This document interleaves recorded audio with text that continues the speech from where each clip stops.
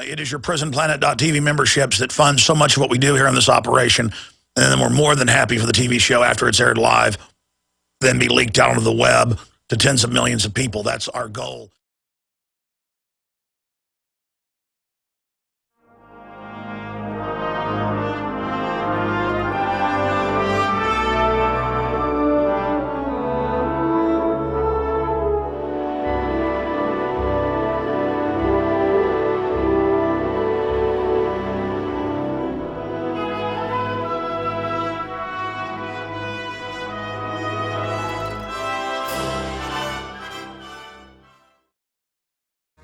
Strap yourselves in and get ready. You found it, the tip of the spear when it comes to fighting for liberty and human dignity. It is Thursday, the 11th day of October, 2012, and we've only got one guest today, Paul Watson of Infowars.com and PrisonPlanet.com, frequent nightly news host, radio host, of course, writer, and all-around freedom fighter. Paul Watson will be joining us via video Skype from England, from London, breaking down huge breaking news when it comes to Bill Maher, the HBO talk show host. Just sickening statement that he made that I guess he knew was public but was in an obscure place. And maybe this is just par for the course, though, what he said. Maybe he'll get awards. Maybe he'll get a Peace Prize like Obama has for his activities. And I'll just tell you this, it ties into this lawsuit. Jail guards flush baby down the toilet. That's WSMV television. And the mother of three, she had a miscarriage. They flushed the baby, the large miscarriage, the baby down the toilet and laughed at her. That sounds like we've got candidates for TSA workers. I mean, hey, why not rip catheters out of men and women and laugh at you? Why not take your screaming, crying child behind closed doors and have a man with a big pot belly and a mustache start grabbing on them? I mean, you know, there's nothing wrong with this picture. I mean, Al-Qaeda may be hiding in the diaper. So we're going to be going over all of that. DrudgeReport.com last night linked to this. It's now down on the lower left-hand side. I say that because it's already scrolled off Infowars.com. I tell you, Paul Watson is so prolific that he writes like 5 articles a day, all of them important. He's obsessed with news and info. The guy works about 18 hours a day with his wife, Ehan, who also works with us. You can't pull him away from the work, but then he writes these articles at night our time, which is like midnight his time. And then at night, they never get attention. Thank God the Drudge Report linked to it because it's already scrolled off our main page. I want to get this moved back to the front page of Infowars.com. Coming next, TSA taser bracelets. We first reported on this a few years ago. They're back. The Homeland Security was like, well, yeah, everyone will wear a taser bracelet. I mean, why not? It's to stop Al-Qaeda that the government publicly runs. So all of that is coming up today. We're going to talk about the big debate coming up tonight between Ryan and Biden. And this should be a zinger because Biden is gangsterish and better on his feet sometimes than Obama, but he's doddering. For my guess, how many strokes and embolisms has he had? So, I mean, nothing against people that have had embolisms. I'm just pointing out that it should definitely be entertaining. But it is just that, entertainment. I mean, Joe Biden is just a total piece of work. But when you get down to it, Mr. Ryan talks about a lot of issues that I agree with. The problem is he didn't necessarily vote that way in the Congress. So we're going to be looking at all those different angles. Also, let's get Dr. Corsi on. I said no guest today, and then I decided to book Watson right before the show. I wanted to just take calls, and then now I forgot. I was on Mancow this morning, and he brought it up, and I went and looked it up. And Dr. Corsi, just call him at home. I bet he can come on for at least 10 minutes. I know he's busy, short notice, about this Muslim ring Obama wears. And I actually went and looked it up. So did Michael Schneider of American Dream blog. It's up at Infowars.com. Obama carries a bunch of charms. Some of them occultic, you name it. So when I heard that on Mancow this morning, went and looked it up, I was like, well, wait a minute, it's not just the Muslim, there is no God but Allah, or ring, but it's all these other little charms and goodies. So we're going to be breaking that down. And they're also talking about a new Iran terror alert in New York, so they're trying to hype all that up. And yeah, U.S. troops are massing in and around Syria, so that is now going into high gear. And you know the Syrians had one of their airplanes brought down by F-16s, made it land in Turkey. Monday through Friday from 11 a.m. until 2 p.m. Central Standard Time, we are here live. Paul Joseph Watson is going to be joining us coming up at the bottom of the next hour. He's got some breaking news that will break here on air dealing with Bill Maher, host, of course, HBO television talk show. And, of course, previous to that, he had one on broadcast television, politically incorrect. Pretty shocking statement that we're going to be getting into, just showing where these people are coming from and how does anybody call them liberal. I would call them anti-human. Also, this report is, again, up at Infowars.com, PrisonBonnet.com, and DrudgeReport.com. Coming next, TSA shock bracelets. Coming next, TSA shock bracelets. This is the type of stuff that we are covering here on the broadcast today. We are also going to open the phones up, but I need to get into this first. And I know we're covering this. It's in U.S. news, it's in European news, but it's still kind of back of the paper. That, oh, there's a crisis in Syria, and, oh, we just want the people there to be free and safe, and, oh, isn't Assad terrible? He's being mean to the peaceful protesters. We heard that 9 months ago, and the last 3 or 4 months, they went, well, the Free Syrian Army are rebels, but they're trying to bring freedom and, you know, kick out the Assad regime. And then it turns out, yeah, about half of them are actually al-Qaeda, and they fly al-Qaeda flags, and they're blowing up churches and stuff. But, yeah, it's the same group they put into Libya to, you know, take down that country and engage in ethnic cleansing of blacks and others. I mean, it's so over-the-top Orwellian that we're being told, give up our rights because of al-Qaeda.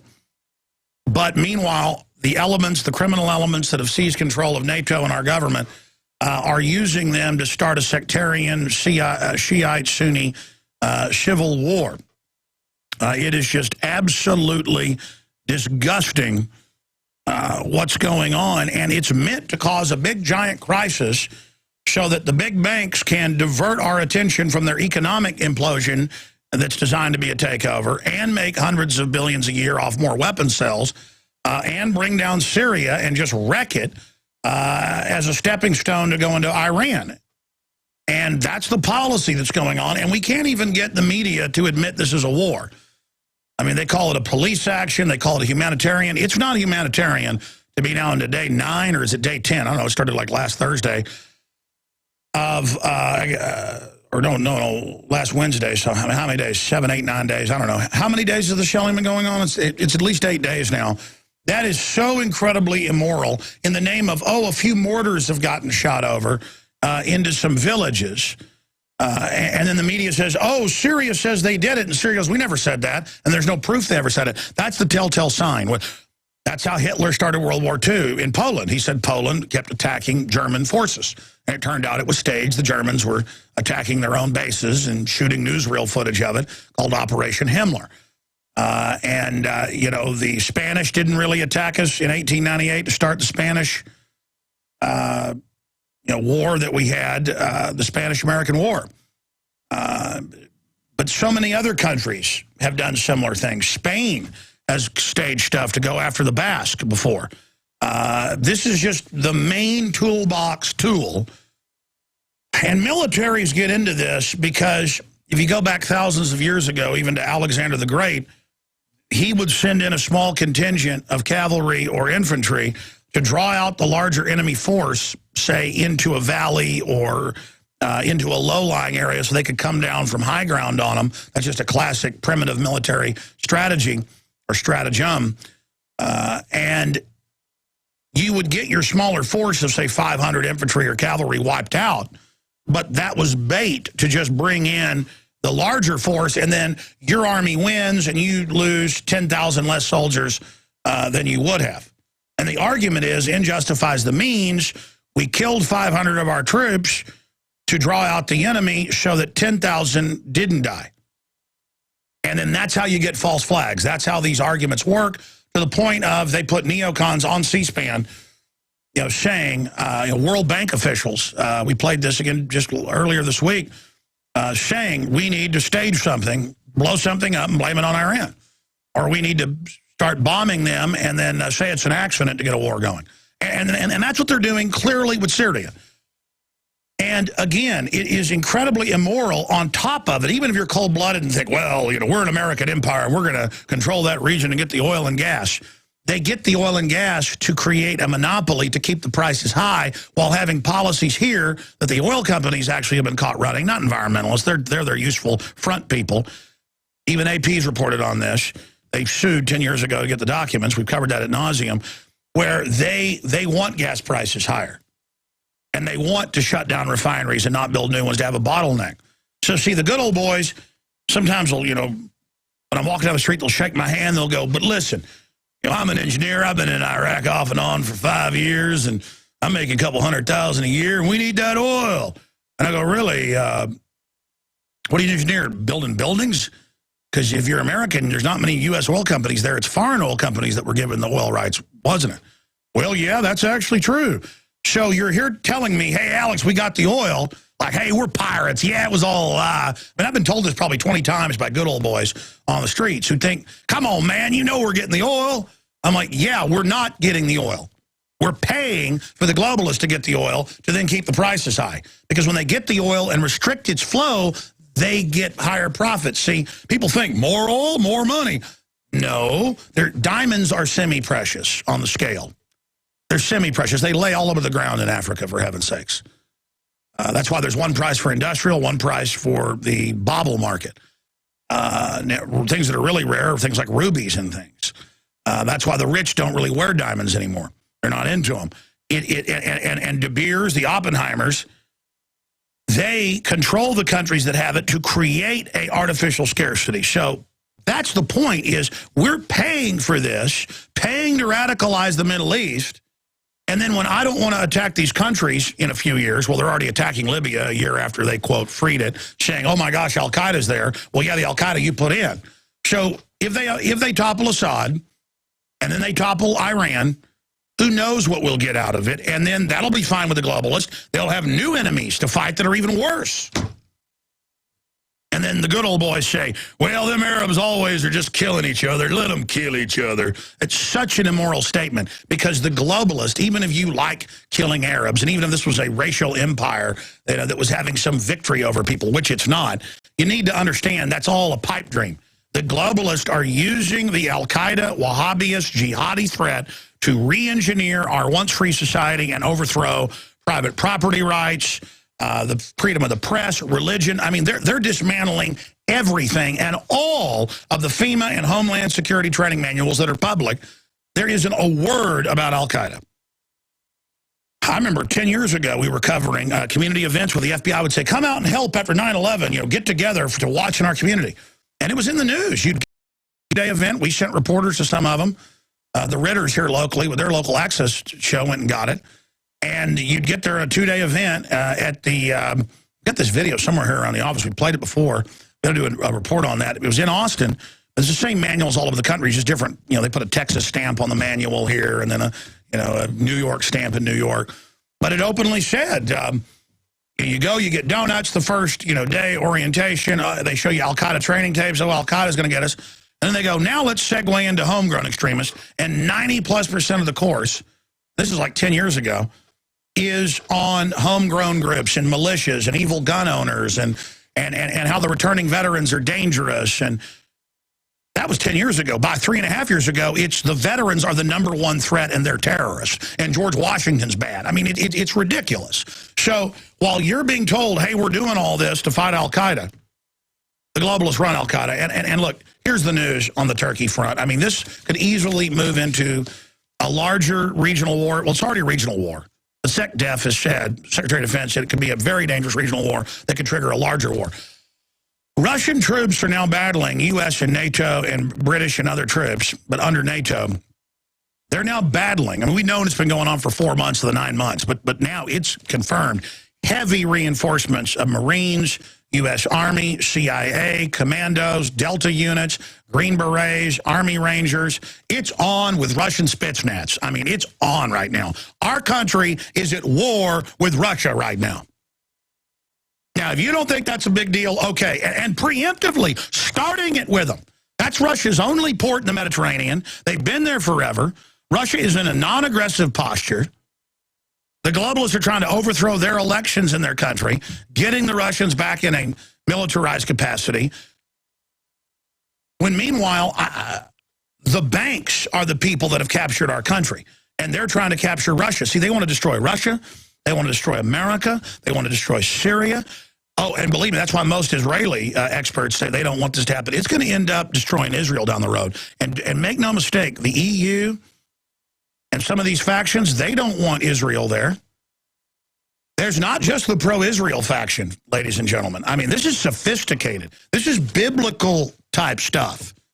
And, you know, I don't even address it from that perspective, but, I mean, I'm always saying, oh, no, you know, Christ comes back. I bet it's 1,000 years from now. A lot of stuff's got to happen.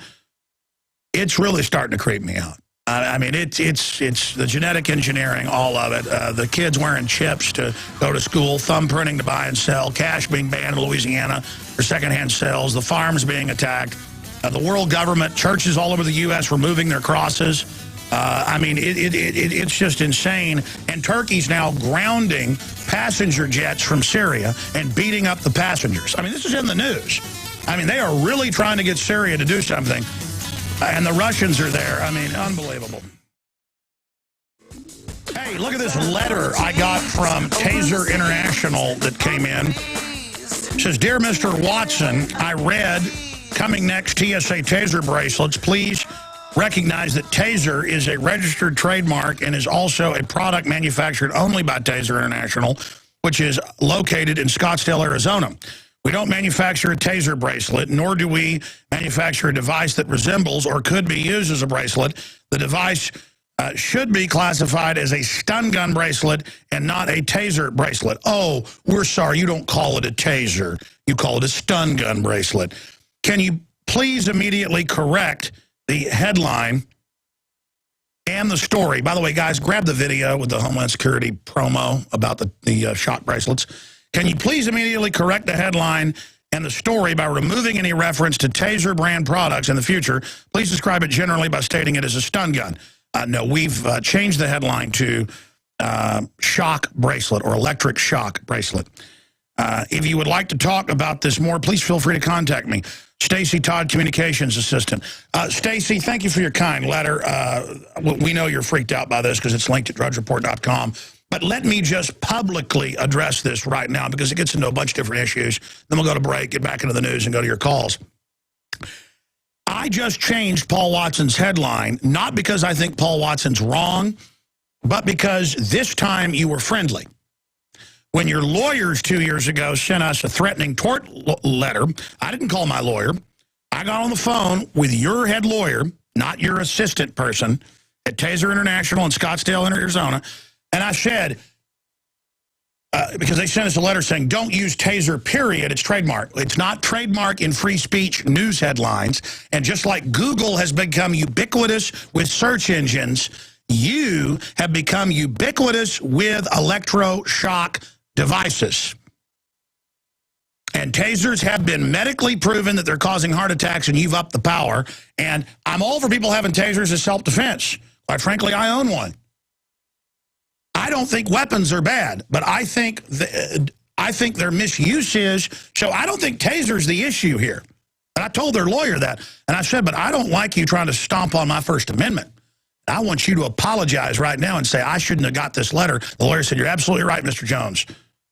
I said, you need to stop sending these letters out to thousands of people, which they admitted, telling them don't use our name Taser. When most people are ignorant and think, oh, my God, I can't say Taser in stories about tasers.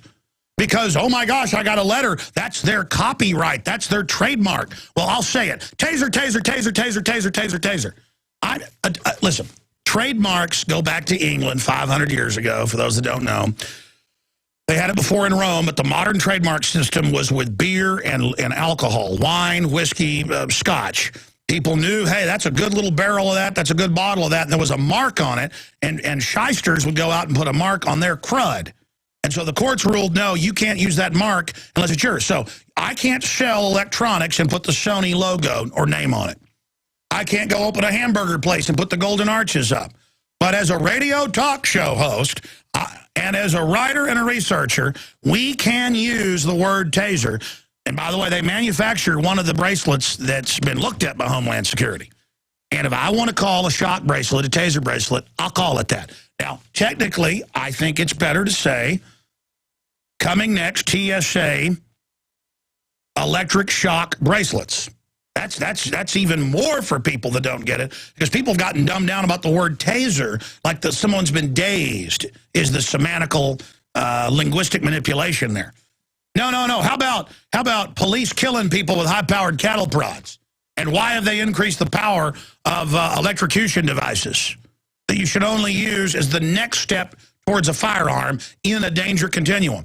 Somebody is swinging a club at you, you're a cop, you got a right to shoot them. But maybe you want to be restrained as a peace officer and just taser them before you kill them, because you don't want, to have that on your hands just because some guy's drunk or whatever and swinging a club around.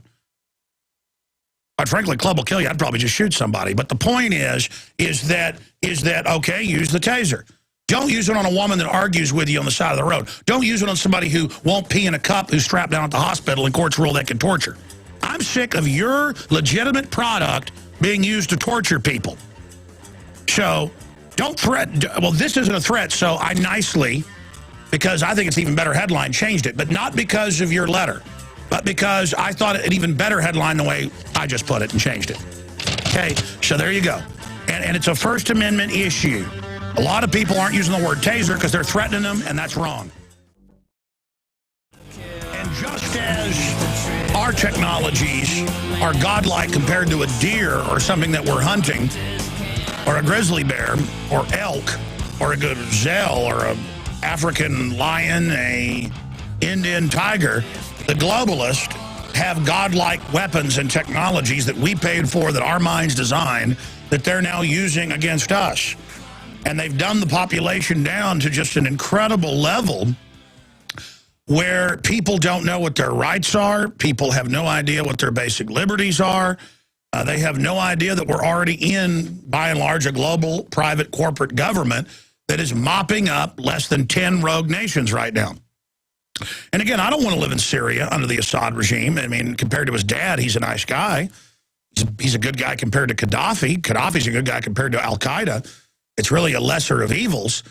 And they're trying to destroy states that are trying to become truly progressive and work with the West, and places where women go to college and don't have to wear hoods over their heads, and where they don't sexually mutilate people. And those are all the countries the globalists are overthrowing, which has always been the British policy, to put the Bedouins, basically, and I'm not knocking all the Bedouins, but the radical Bedouins, in charge. That's the jihadis out of Saudi Arabia. They're the army.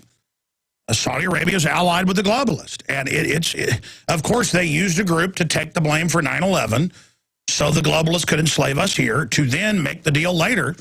This was written about decades ago, to give the Middle East to Saudi Arabia. I mean, Saudi Arabia, ladies and gentlemen, is incredibly powerful. I've read Wall Street Journal articles on air. People have taken it out of context. When I've pointed out that the rich Saudi families predominantly are now some of the biggest owners of TV, radio, news, and film production. I don't think you can say they control it, but to a great extent, they are more and more owning it, like News Corps and things. I mean, those are facts, and people don't know that. And that's not a demonization of Muslims and Arabs in general, who I think have been demonized unfairly. There is a larger global strategy to radicalize. I mean, look at Iraq. I mean, Saddam was trained by the CIA in 1958. That's declassified. He was sent over to try to overthrow the Ba'athist progressive party. I don't mean progressive in the the communist sense, but it was more socialist. And then they made him head of security, and then he became dictator in '79, and the West funded him $30+ billion to attack Iran. And again, the globalists are trying to destabilize every nation state. That's why they're paying to ship our jobs overseas, while working to collapse China at the same time. Because they're outside the countries. The globalists are corporations playing nations off against each other to consolidate their corporate power, which is not the corporation down the street from you that, you know, does after-school charities, you know, sports teams. Because the left, who isn't really the left, as you'll see coming up in the next hour, they're a bunch of sickening eugenicist monsters posing as bleeding hearts. And they think any corporation or any money's bad that isn't in their pocket. They're just robbers. They're pirates. They're a gang who have giant mobs of moronic people who've been dumbed down from birth and don't know how to fend for themselves, that can just demand their goodies, whether it's Venezuela or whether it's the United States. It's shameful. We know what dependency does. It's ugly. Adversity makes men, prosperity makes monsters. Victor Hugo, French statesman and philosopher, one of my favorite quotes, because it's true. I mean, old-timers, my dad's dad knew how to combine with pieces of rubber band and a tin can and would rebuild things because you just couldn't get a part delivered in a month, and he didn't have the money. And he had to make it work. And my dad, you know, just from tinkering as a child, I'd have a robot R2-D2 break when I was 10, and he'd open it up with a solder and didn't fix it in an hour. My dad could pull over on the side of the road and change somebody's tire in 3 minutes, like it was NASCAR or something. I've had flat tires. It takes me like an hour out there to figure it out and get it up and everything. And I know more than the general public. I hear people, I was just talking to David Knight the other night, and I've heard this so many times from callers and people on the street, but he was doing an interview for TV up there and was talking to a lady, because he's been a media fellow at an institute. And you're out talking to people, and you're like, hey, what's your favorite power system then, since you want to shut down coal? And they go, well, I like electricity. It's clean. You're like, well, did you know 51 to 52% of your electricity comes from coal? I mean, I talk to people, they literally don't know where food comes from. They'll say, you should ban hunting. It's mean to kill an animal. And I've been sitting there at a dinner table with someone while they're eating chicken or beef, and I'm going, do you know the life cycle of that animal? At least the beef was out on a pasture and only had maybe an hour of hearing other cows being hit in the head with big gas bolts and killed and having their throats slit and blood out, and a big robot-like machine grabs them by the legs and brings them up into the ceiling out of a horror movie. I've been in a slaughterhouse before, and let me tell you, it's pretty hellish. The point is that a chicken lived in a cage with mites all over it, fed drugs and antibiotics to keep it alive in a horrible place. You've got to wear a breathing mask when you're in there. See, I've grown up in and around farms, and I've been with friends repeatedly, and they've hold on, I got to pull over here and pick up a trailer load of this turkey crap and take it and dump it before, we get on down the road and go hunting. And you pull in, like, put this mask on. You want to see something? You're like, whoa. I mean, I don't want animals actually treated like that. I think we should have some basic rules and pay more. But instead, they're not going to do that. They're using animal rights to shut down small farms and ranches that are incredibly humane so that big factory farms can run everything. And believe me, folks, if you hadn't been on one, you don't know. It is like a concentration camp on steroids. And my point is, hey, okay, you can say the chickens are dumb animals, and they are. The issue is we're eating that. You ever tasted a really farm-raised real chicken with it boiled down in the broth? It tastes completely different than what you think chicken is. It's just flavorless blubber. I remember, 15 years ago, BBC reported on it, and they showed it. It's a chicken with 4 legs instead of wings, so it had more meat on it. But they decided that it was too hard to keep them alive. Oh, and they didn't have a head. I forgot that part. They have a funnel where you just stick a funnel in a hole, and then the chicken just grows up as a big blob. And you think it's safe to genetically engineer something like that and then eat that? We're already eating clone beef, clone chicken, you name it. And see, That's supposedly what the liberals don't like, but they're never off fighting that. They're too busy saying, oh, I don't think Fukushima's a problem. There's too many people. Or oh, I'm a scientist. And we got a new article out today. Yeah, okay, the GMO is sterilizing you. There's too many people. They're really just a bunch of weird failures that are so angry at the world that they just hate everybody, and they think if they had power, everything would be okay. You know, I have personally been around a lot of these people, and folks aren't happy that haven't been successful on their own. I mean, when you've been successful on your own, it is extremely satisfying. It is empowering, not from a power trip perspective, but from you're meant to build. You're meant to work. You're meant to create. You're meant to design. You're meant to do the right thing. You're meant to stand up. And it's those points of adversity in my life and the times I did work, 24 hours straight, that are the most valuable to me now.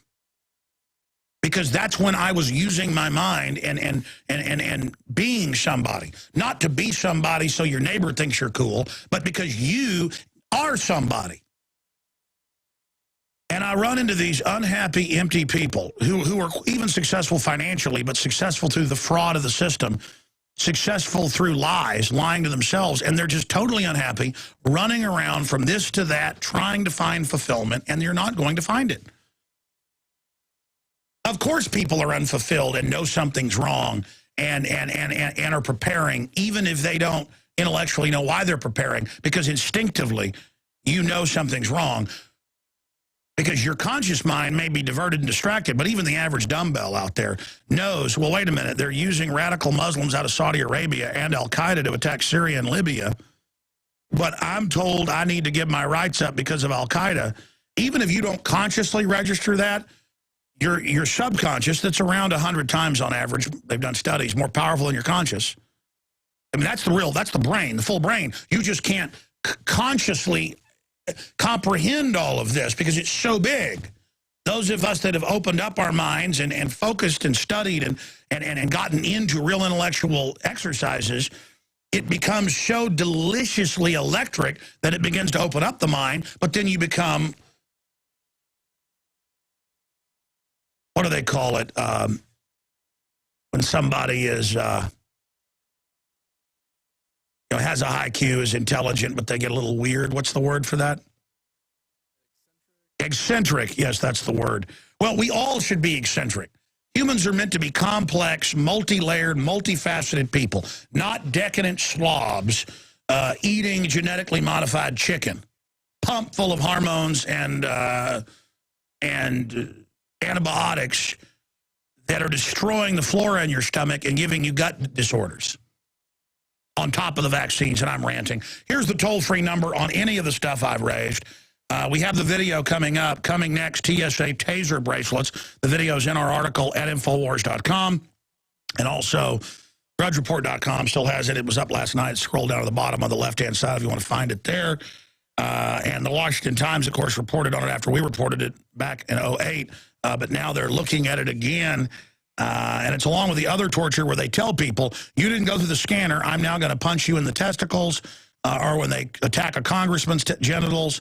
I'm sorry to mention this, or when they stick things in your drinks after you've gone through and bought it inside the secure area of the airport, stealing cash and pleading guilty to it, saying, well, I had to punish them. We all do it. The freeze orders, I mean, it's all part of the torture. So we're going to get into some of that. And if you think they won't do this, think again. I remember in 1998, it's in my 1999 film, Police State 2000. It's free online.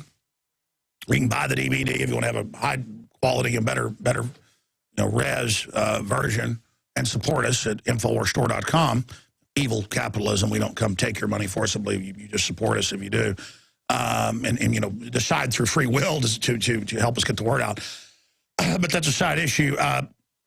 The Austin American Statesman announced, yeah, they're putting microphones up around Austin. They're gunshot detectors. And I went and looked up the company, and they said, no, it's a shotgun microphone to listen to people at 200 yards away and hooked into the threat fusion centers that they already had before 9/11. They just didn't call them that. They called them threat integration centers. And then I learned they'd put them up nationwide, and now they just admit, oh, we're actually listening to you. But they've never, quote, solved one crime with them because they don't even want to admit it into court because it's really part of a globalist takeover. It's for political people they're going to get later. It's not for criminals that they want to encourage so they can have a culture of crime to fill the biggest prison population in the world. It's a crop of criminals they breed and have the rap culture tell them it's cool, and they have you dress in a way that the police are trained is the enemy uniform of a gangbanger. So the police then go out in a programmed role game. It's a game. It's all war gaming. They don't even consciously know that. Well, the commanders do, to go out and then grab the people and throw them in the university of crime. I mean, it's all been actuaried out. It's all been programmed out by the globalist masterminds, and they phase it in. It looks like they're total geniuses. They are wicked and they are smart, but it's phased in upgrades. And that's why it's so sophisticated and so hard to beat. Yeah, I mean, if you don't think they'll do that, they have now put in telestreets, and there's several other companies. Remember we covered this 2 years ago, it became a big national story.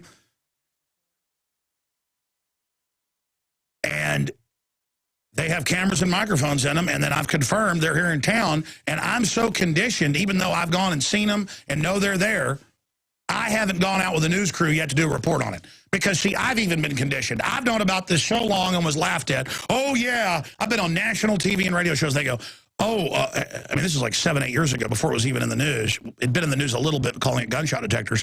Oh, you're the guy that thinks the streetlights are watching us. That would never happen in America. Now it's like, oh, yeah. Here, $1 billion there, putting in tens of thousands of streetlights that watch you, listen to you, track you, oh, and grab your wireless communications and steal those and run it in wirelessly or into a cable box back to the globalist for processing. And they built a little NSA substation. They're going to freak out when they know I've discovered this. Doesn't even have a fence around it outside Austin. And I heard rumors of this and then snooped around, and it is some kind of clandestine operation. And it's got all these hubs coming out of it and water storage and stuff. And I'm like, man, they've got NSA stuff down in San Antonio, one almost as big as the giant complex in Utah. And then it's like, oh, well, big, giant snooper buildings, you know, the size of Mall of America or bigger. That's nothing to worry about. And then, oh, you know, 2 miles from my house, some type of spook base. Well, that's living in a free country. And those spook bases, folks, they're watching you and I. They're not worried about Al-Qaeda they run. And, I mean, that's what I'm saying. We've got malevolent bad guys in control. And the reason they can't fully take over is because there's so many good people in the military, in the police departments, in the fire departments, in the bureaucracies, and general citizens. And there's good talk show hosts. And there's a lot of good media people that know this is wrong. But we better get past left and right and Romney and Obama, even though it's fun to watch those two guys spar, and go, man, we really are in trouble.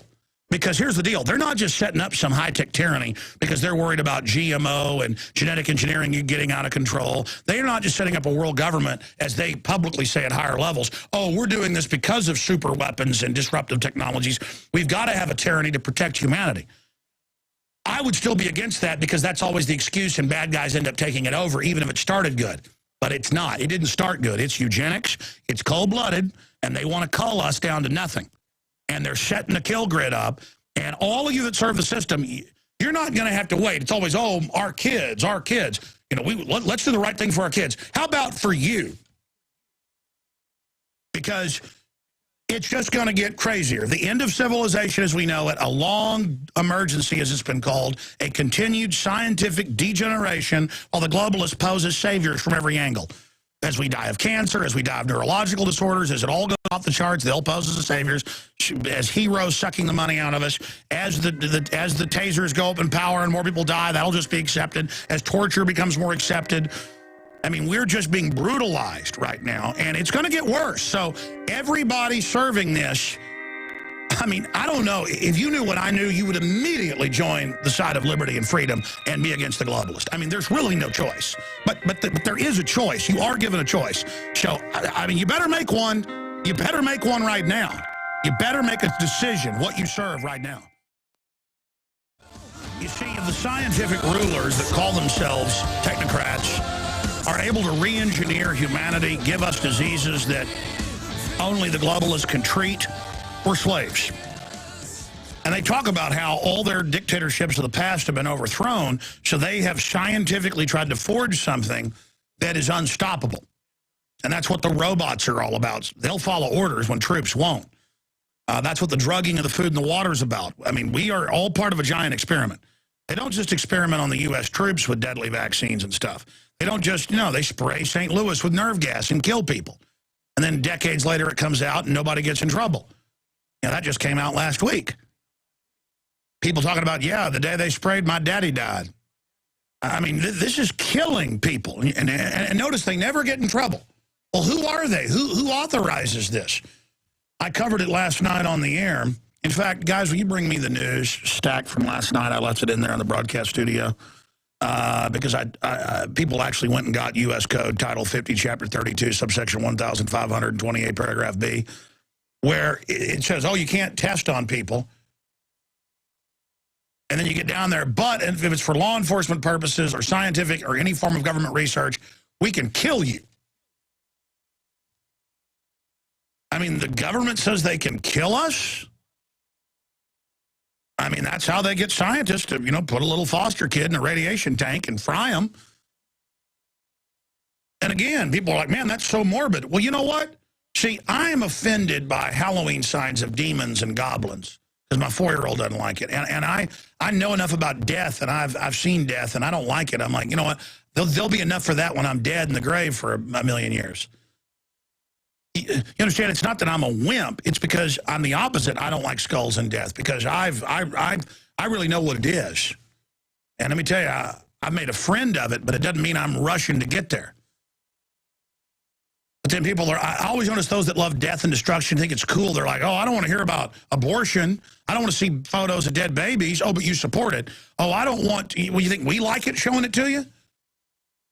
It hurts us, too. We've got to get this out in the open if we're ever going to stop this.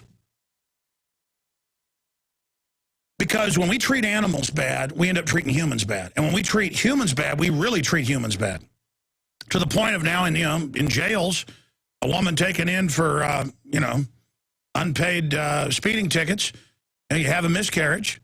They take your dead baby right in front of you, throw it in the toilet, and flush it and laugh at you. And why do those guys always laugh? Because they have to. They have to make it all a joke, the dehumanization they're part of. When you dehumanize somebody, you dehumanize yourself. I've been around people that have been in the ghetto. I've gone many times as a child. Every Christmas we went.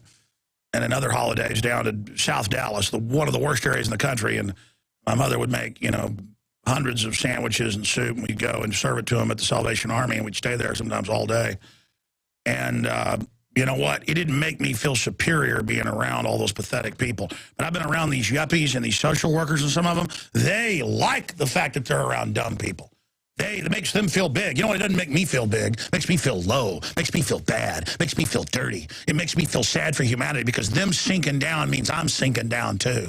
And it means my kids are going to live in a world that's sinking instead of rising. I want humanity rising, not sinking. It really comes down to that. And let me tell you, we're sinking and we're sinking fast.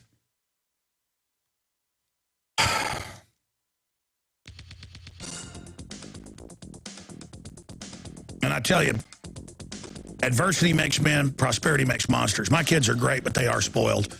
And you know what? They've done some charity stuff, but it didn't enough to, you know what? This Christmas, they're going to get to spend a couple days in the ghetto, I think. I think that's the answer. It really is the answer. Why don't you go visit kids in the state hospital, folks? Go see what's really going on.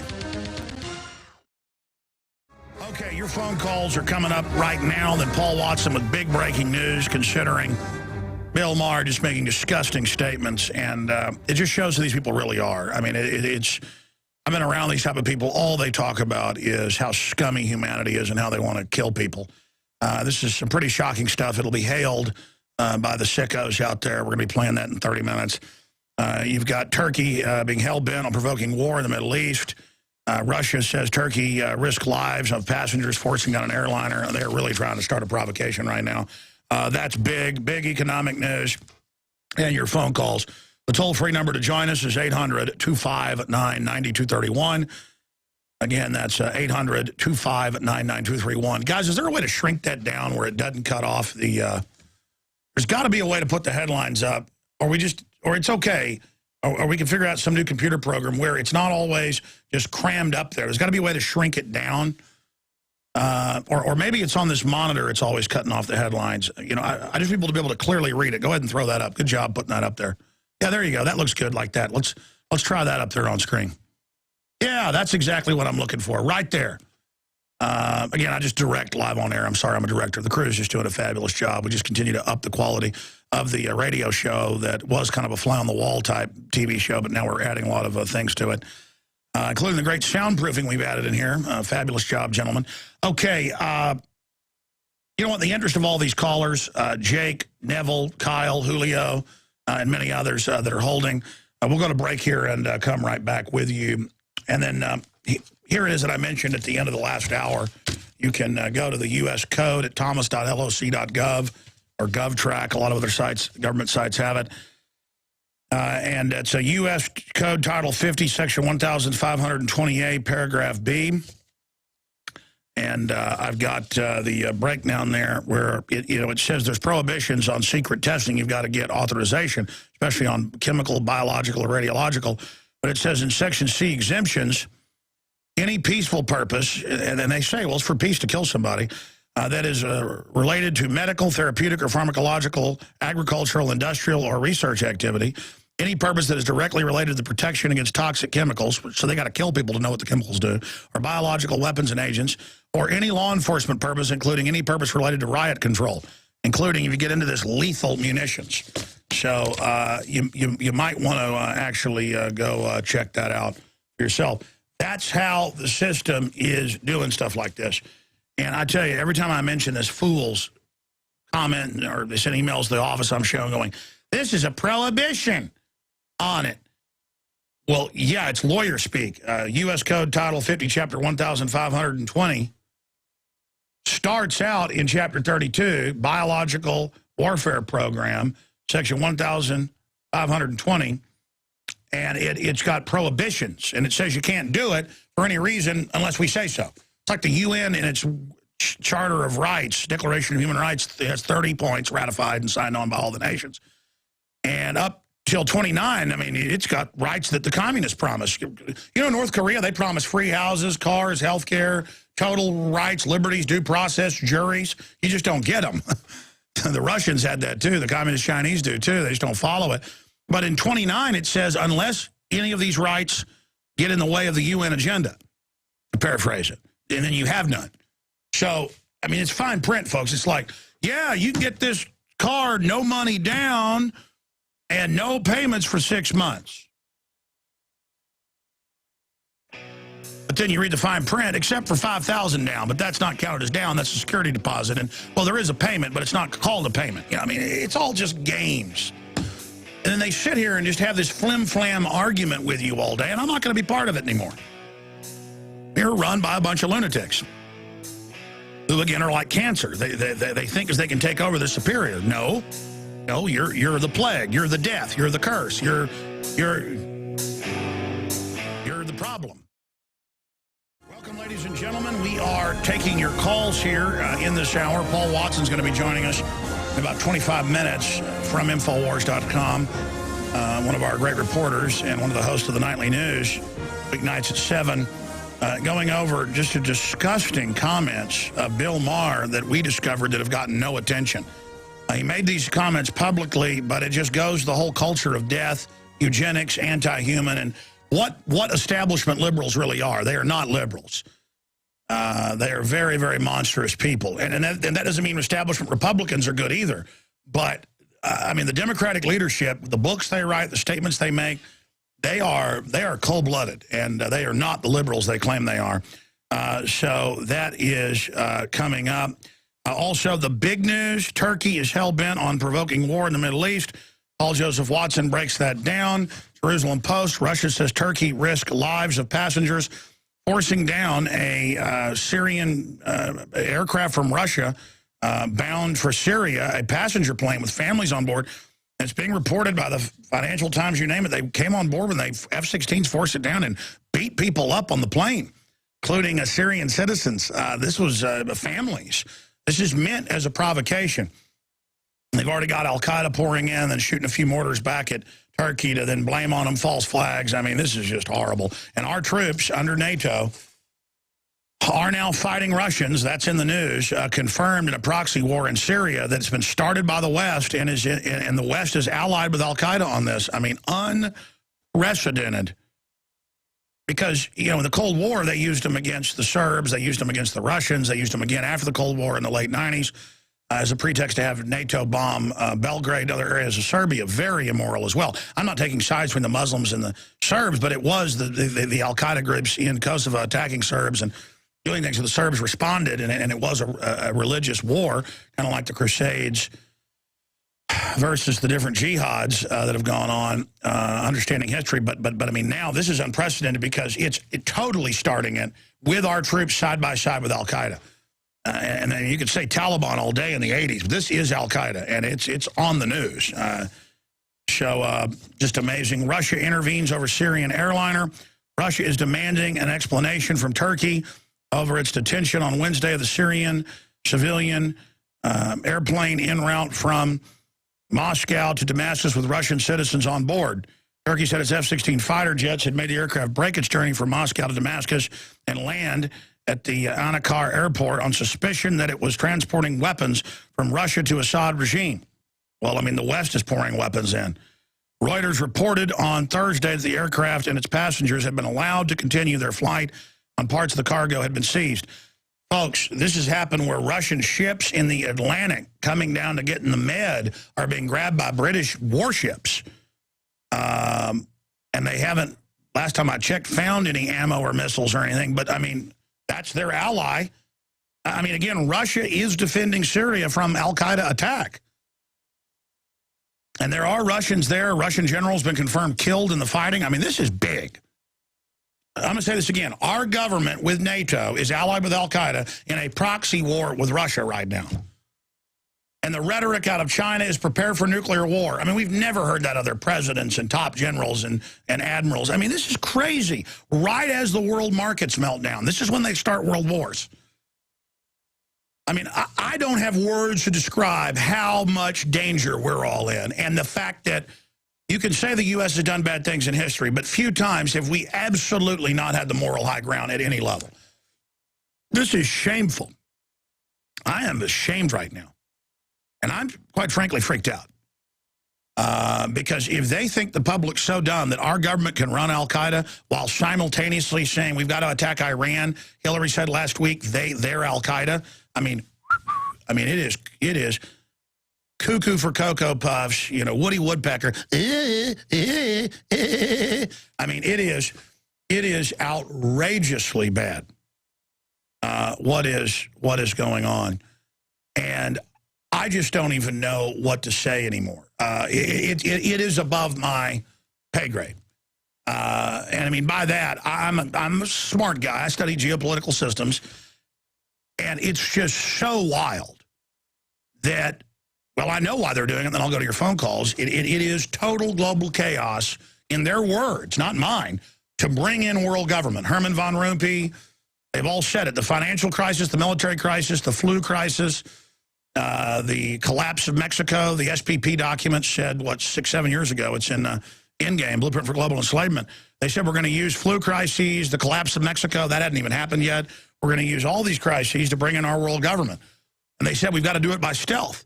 And Judicial Watch had to sue to get those documents. This is the heads of major corporations with the heads of the U.S., Canadian, and Mexican government, all there telling the governments what to do in government councils. I mean, that's it. The feds have federalized our police by and large. The feds are federalizing the cities. Every town we go to around Austin, we've sent reporters out. We've got more reports coming up tomorrow. It's Agenda 21, and they've got the mayors. They've got everybody. They're funded by the Rockefeller Foundation. They've got the city planners. They're all there just taking everything over. I mean, it's amazing to watch this happening. All right, let's go to your calls. Let's talk to Jake in Mississippi. Jake, thank you for holding her on the air. Hey, Alex. Hey, buddy. Hey, man, look, I got some questions about GMOs. If a cattle farmer is using chicken litter or chicken fertilizer to fertilize the hay seed and then cuts the hay or, fertilizes the grass with it, is the grass and hay then contaminated with GMOs? I would say to somewhat of an extent, but the world, according to a lot of the scientists and papers I read, has such an amazing buffer that even if chickens themselves are being fed a bunch of GMO and pesticides in it and antibiotics and growth hormone, the liver is so amazing. That's why they have big swollen disease livers, that it will hold most of it. You definitely don't want to be eating GMO chicken livers or beef liver for that matter, or anything. Because that's kind of like if you've got dirty oil, you don't want to, drink out of the oil filter. It's going to be really dirty. So, I mean, that's kind of a layman's way of putting it. But, again, a little bit of GMO is bad, but people have been shown to be able to handle it. They're trying to come out with every major food crop to be GMO. Already over 90% of the corn, soybeans, canola is GMO in this country. And so it's in the fillers. And it's hard to get around. Now they're coming out with hundreds and hundreds of major staple plants. From cabbages to rutabaga to tomatoes to potatoes to just everything GMO. And they're chemtrailing with the aluminum dioxide that makes it to where now they're coming out with GMO plants that can grow in aluminum soil. I mean, they've got a plan. It is, well, we're living in a science fiction movie, so I don't know what else I can say. Okay. One other thing, Alex, did you know that they're building some of these drones down in Moss Point, Mississippi on the Gulf Coast at Northrop Grumman? Yes, I did know Northrop Grumman is one of the SCIC and others are some of the biggest makers of the drones. Yeah, well, I just wanted to shoot that to you, man, in case you didn't know about it. There's a lot of people around my neck of the woods that have no idea, and they're astonished when they learn that fact. Well, the issue is they've got $8,000 drones that you can mount weapons on that you and I can buy. And you can program it to go out on a mission up to 5 miles and come back and do everything you want, or you can program it on a basic mission and it's somewhat autonomous for $8,000. Now, can you imagine what the Pentagon's got? Everything you see is third or fourth generation drone. I'm told they're up to like 10th, 12th generation. Space planes, you name it. I mean, that's why they're so arrogant. They've got bioweapons that are 100% kill rates. I mean, it's just crazy. It's like Atlantis. I mean, I don't know if Atlantis was real or not, but we know there's been a lot of civilizations destroyed by volcanic activity, meteorites, things like that. We don't know our real history. And, the globalists, they say they want a world government to try to stop this out-of-control development, but it's the opposite. They're freezing our development while going hog wild in a race with each other to get life extension, and I see a lot of arrogant statements out of them in their own policy reports, not just Ray Kurzweil and others, and they're really just crazy people. I mean, like they were able to take over because they are so wild and are so daring, but at the same time, they're very dangerous to themselves. I just, look, I mean, you've seen what elites have done in our history. They always go crazy. Anything else? No, sir. Thank you very much. Thank you. We're going to go to break here in a minute and a half, but let's go to another caller here. Let's talk to Kyle in Iowa. You're on the air from Iowa.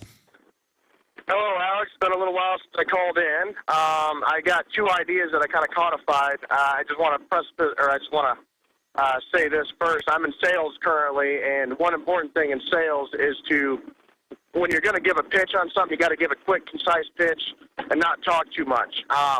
With the elections coming up and with a lot of people that understand the Fed but maybe don't have a good way to explain it, I've got something for that, and then I've got an idea for you for something you could maybe sell, like bumper stickers and T-shirts. I'll start with the other idea first. Okay, yeah, give us the bumper stickers, and I'll hold you over with the big idea. Okay. So with the bumper stickers, you know how you had the 9/11 was an inside job, and you have the T-shirts that said that? Why not say the economic collapse is an inside job and get that out there before... Pure genius. Pure genius. We need a headline saying that. I should tweet that. In fact, I'm going to tweet that right now at Real Alex Jones. People, please retweet it. The economic collapse is an inside job. Stay there. I want to hear your ideas. We should have whole shows about how to market liberty. I mean, the system acts like marketing, period, is evil. No, marketing that is deceptive or to sell people tyranny is bad. I mean, I believe the best marketing is just telling the truth. Truth sells, and it creates a good world. I just want to live in a good world. I just want freedom. I want to be healthy. I want my kids to be healthy. I just want to have a future. We'll be right back. All right, speaking of colonists, Kyle, give us your other big idea. Yeah, the financial collapse is an inside job. Great idea. What was your point about exposing the private Federal Reserve? All right, Jones. Okay. This is, I kind of boiled this down into just a quick, concise idea so that way people can get it, because I've probably been awake since around 2007, and it took me a while to totally wrap my head around it, and now it's really simple, actually. And this is how I break it down to people, and a lot of people are like, oh, okay, even people that are awake kind of like get that like look on their face like, oh, why didn't I think of that before? But okay, so this is how I explain it to people. The Federal Reserve System is like a mandatory MasterCard on the entire economy with no grace period whatsoever and no benefits.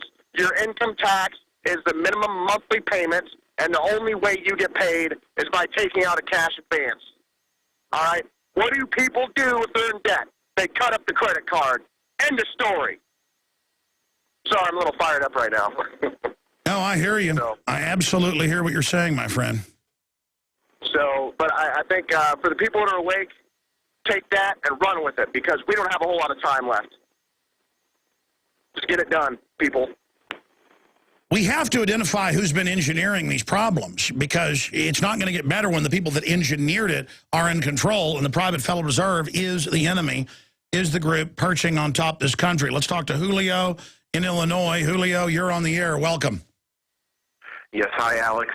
First off, I'm an evil person right now. I'm drinking a superfood, organic superfood mixed with organic bananas, organic 2% milk, organic blueberries. And I'm a sick person because I actually care about my health. So let me take a sip really quick, Alex. A taste of freedom. Hello. Absolutely, bro. Sounds like you're pretty evil. Go ahead. I am evil. You had a caller or two callers before me talk about GMOs, and I'm hopeful within the next few weeks to head out to a Midwestern state to expose a openly admitted weather modification project going on.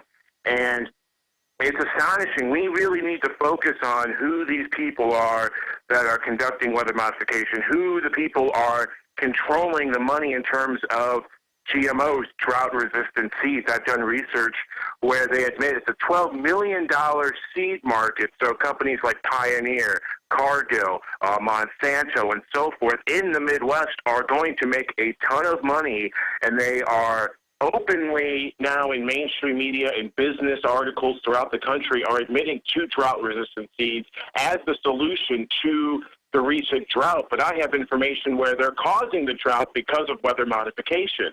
And it's astonishing to see this take place. It's astonishing that you have admissions that GMOs cause tumors and causes cancers and causes different diseases, while at the same time you have these companies donating millions of dollars, Nestle, Pepsi, Coke, and so forth, are donating millions of dollars to block the labeling of if a product's GMO or not. And it's really disturbing that a state is openly admitting to suppressing rain, suppressing storms, suppressing nature. Oh, last time I checked, there are over 100 weather modification companies in the U.S. and Canada. And I was having Ben Livingston on 5-6 years ago, the father of weather weapons. He was very old then, but still very sharp, captain, and I guess colonel later. And he was the guy flying into typhoons at the end of World War II, the first guy to fly into typhoons and hurricanes. And he was the guy leading squadrons in to create floods on the Ho Chi Minh Trail. After that, he classified it. After we talked to him, he was on TV and stuff, but later he wouldn't come back on the show because of, I'm not going to get into it, phone calls and stuff they got. But he was the head meteorologist at a big company that's doing weather modification. And it's one thing if there's a total drought, and you lease aircraft to go up and spray and make it rain on your area. But the issue is there's government-funded groups and contractors that are obviously doing things that we've had weathermen and women, meteorologists on, that is designed. I've got clips of people on the news saying whatever they're doing is blocking the water. And they send up aircraft to knock out storms, to knock out water. And there's even treaties on weather weapons. I mean, this is going on over in Dubai. They're making the desert green with it. The Chinese use it. But then our media is like, no, it doesn't exist. Even when the White House science czar in his first speech admitted that it's going on. So it's incredible. All right, we'll be right back, folks. Stay with us straight ahead with a special report. We are back live, ladies and gentlemen. A new article just went live at prisonplanet.com and Infowars.com. The article is up there right now. You need to hit refresh because it just went up literally 2 minutes ago. Bill Maher, we need to promote death, is the headline. That's a quote. The planet is too crowded. Let's kill the right people. And this is Bill Maher. During a recent appearance on the Star Talk radio show, real-time host Bill Maher expressed his desire to see more people killed via abortion, suicides, and death penalty because the planet is too crowded and we need to promote death. And this is a host of an HBO television show, as you know, and who's always there lecturing us about how he's high and mighty. We have a clip of that in a moment. Asked by the host Neil deGrasse Tyson what he thought about the death penalty and abortion, Maher reaffirmed his support of both, remarking the Pope is consistently pro-life. I'm consistently pro-death. Expressing how he was pro-death penalty, Bill Maher said, my motto is let's kill the right people. I'm pro-choice. I'm for assisted suicide. I'm for regular suicide. I'm for whatever gets the freeway moving. That's what I'm for. Well, you have a freeway because of a large population is able to build that, idiot, said Maher, adding, it's too crowded, the planet's too crowded, and we need to promote death. Now, you saw the big bioethics publication come out 6 months ago, and Paul Watson found it and made it a big national news story, drudgereport.com, others linked to it, thank God, and it got out. And at first, the media said, this must not be true. And the commenters couldn't believe it. They went and read it. It's like, wow, it is true. It's not just Peter Singer at Princeton. It's the main bioethics groups. Listen, Dr. Pianka at UT in the biology department 5 years ago, 6 years ago, it's an Endgame, my film, he said, well, I can't wait for airborne Ebola to be released. It's going to kill 90%. Me and my family are ready to die. It's a good thing. FBI even went and visited him after I covered it. He went to the Texas Academy of Sciences. He's gotten awards in Europe, too. And there was a 3-minute standing ovation. I had the reporters on with crying by Texas scientists, the top scientist, when he projected a huge wall of red skulls saying, mass death is coming. This is a death cult. And it sounds crazy, because they are crazy. See, I'm not crazy for covering them. I sound crazy covering them. I get that. I mean, if I gave you Roman history of Caligula and Nero, or if I read Aztec rituals on air, I'd say that's a crazy show. No, Aztec rituals are crazy. Guys, you print me an encyclopedia list of Aztec rituals, so they'll hear it for themselves. Sexual mutilation, taking a big cord through your tongue with obsidian glass and slicing your tongue open, chopping your children's hearts out, eating them. I mean, that's crazy. I'm not for that. I'm against it. And these guys are into death, and this happens in a decadent cycle. Camille Paglia has written about it. Many others have written about it. It's happened throughout history. We're entering a very, very decadent phase right now. And we're in trouble, okay? Because every culture gets these crazies in charge.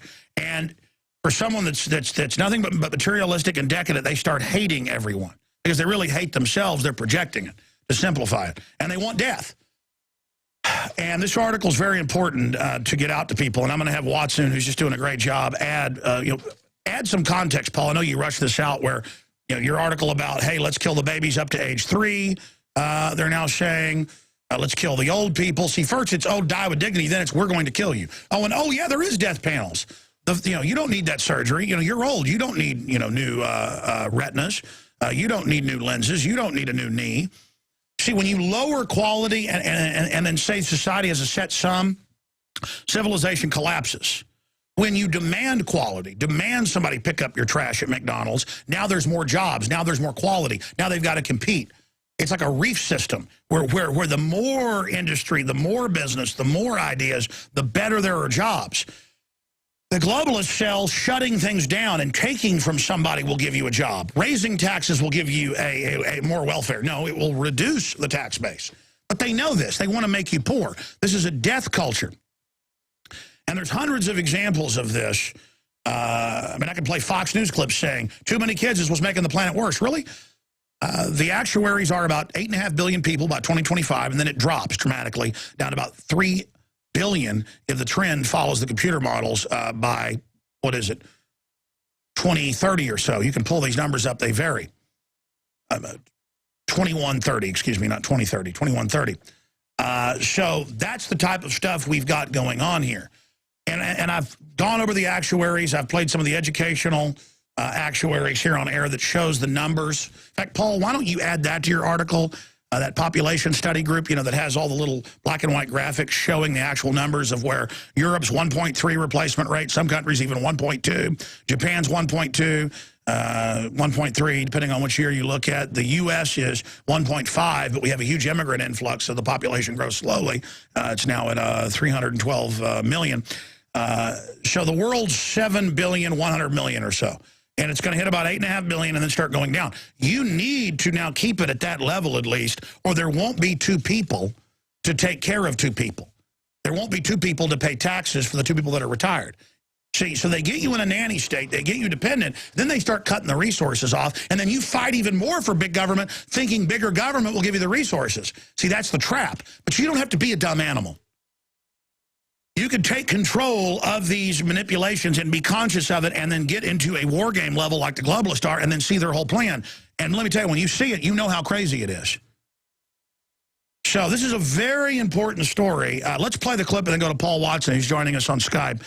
Here is Bill Maher on Star Talk radio show, and this has gotten no attention. Paul discovered this. It's breaking now. And I think this is a big national story because it just shows these are not liberals. Like Margaret Sanger said in her letter she said to foundations to get money from Rockefeller, she said, we got to kill the black weeds. To do it, we got to pose as liberals. We got to hire blacks. We got to get abortion going. And she's hailed as a liberal. And even though Hitler worshipped the woman, and she worshipped him on record. Again, they call Dr. Watson, you know, that discovered DNA, a big liberal. I mean, he gets Nobel Prizes, and he says blacks aren't humans.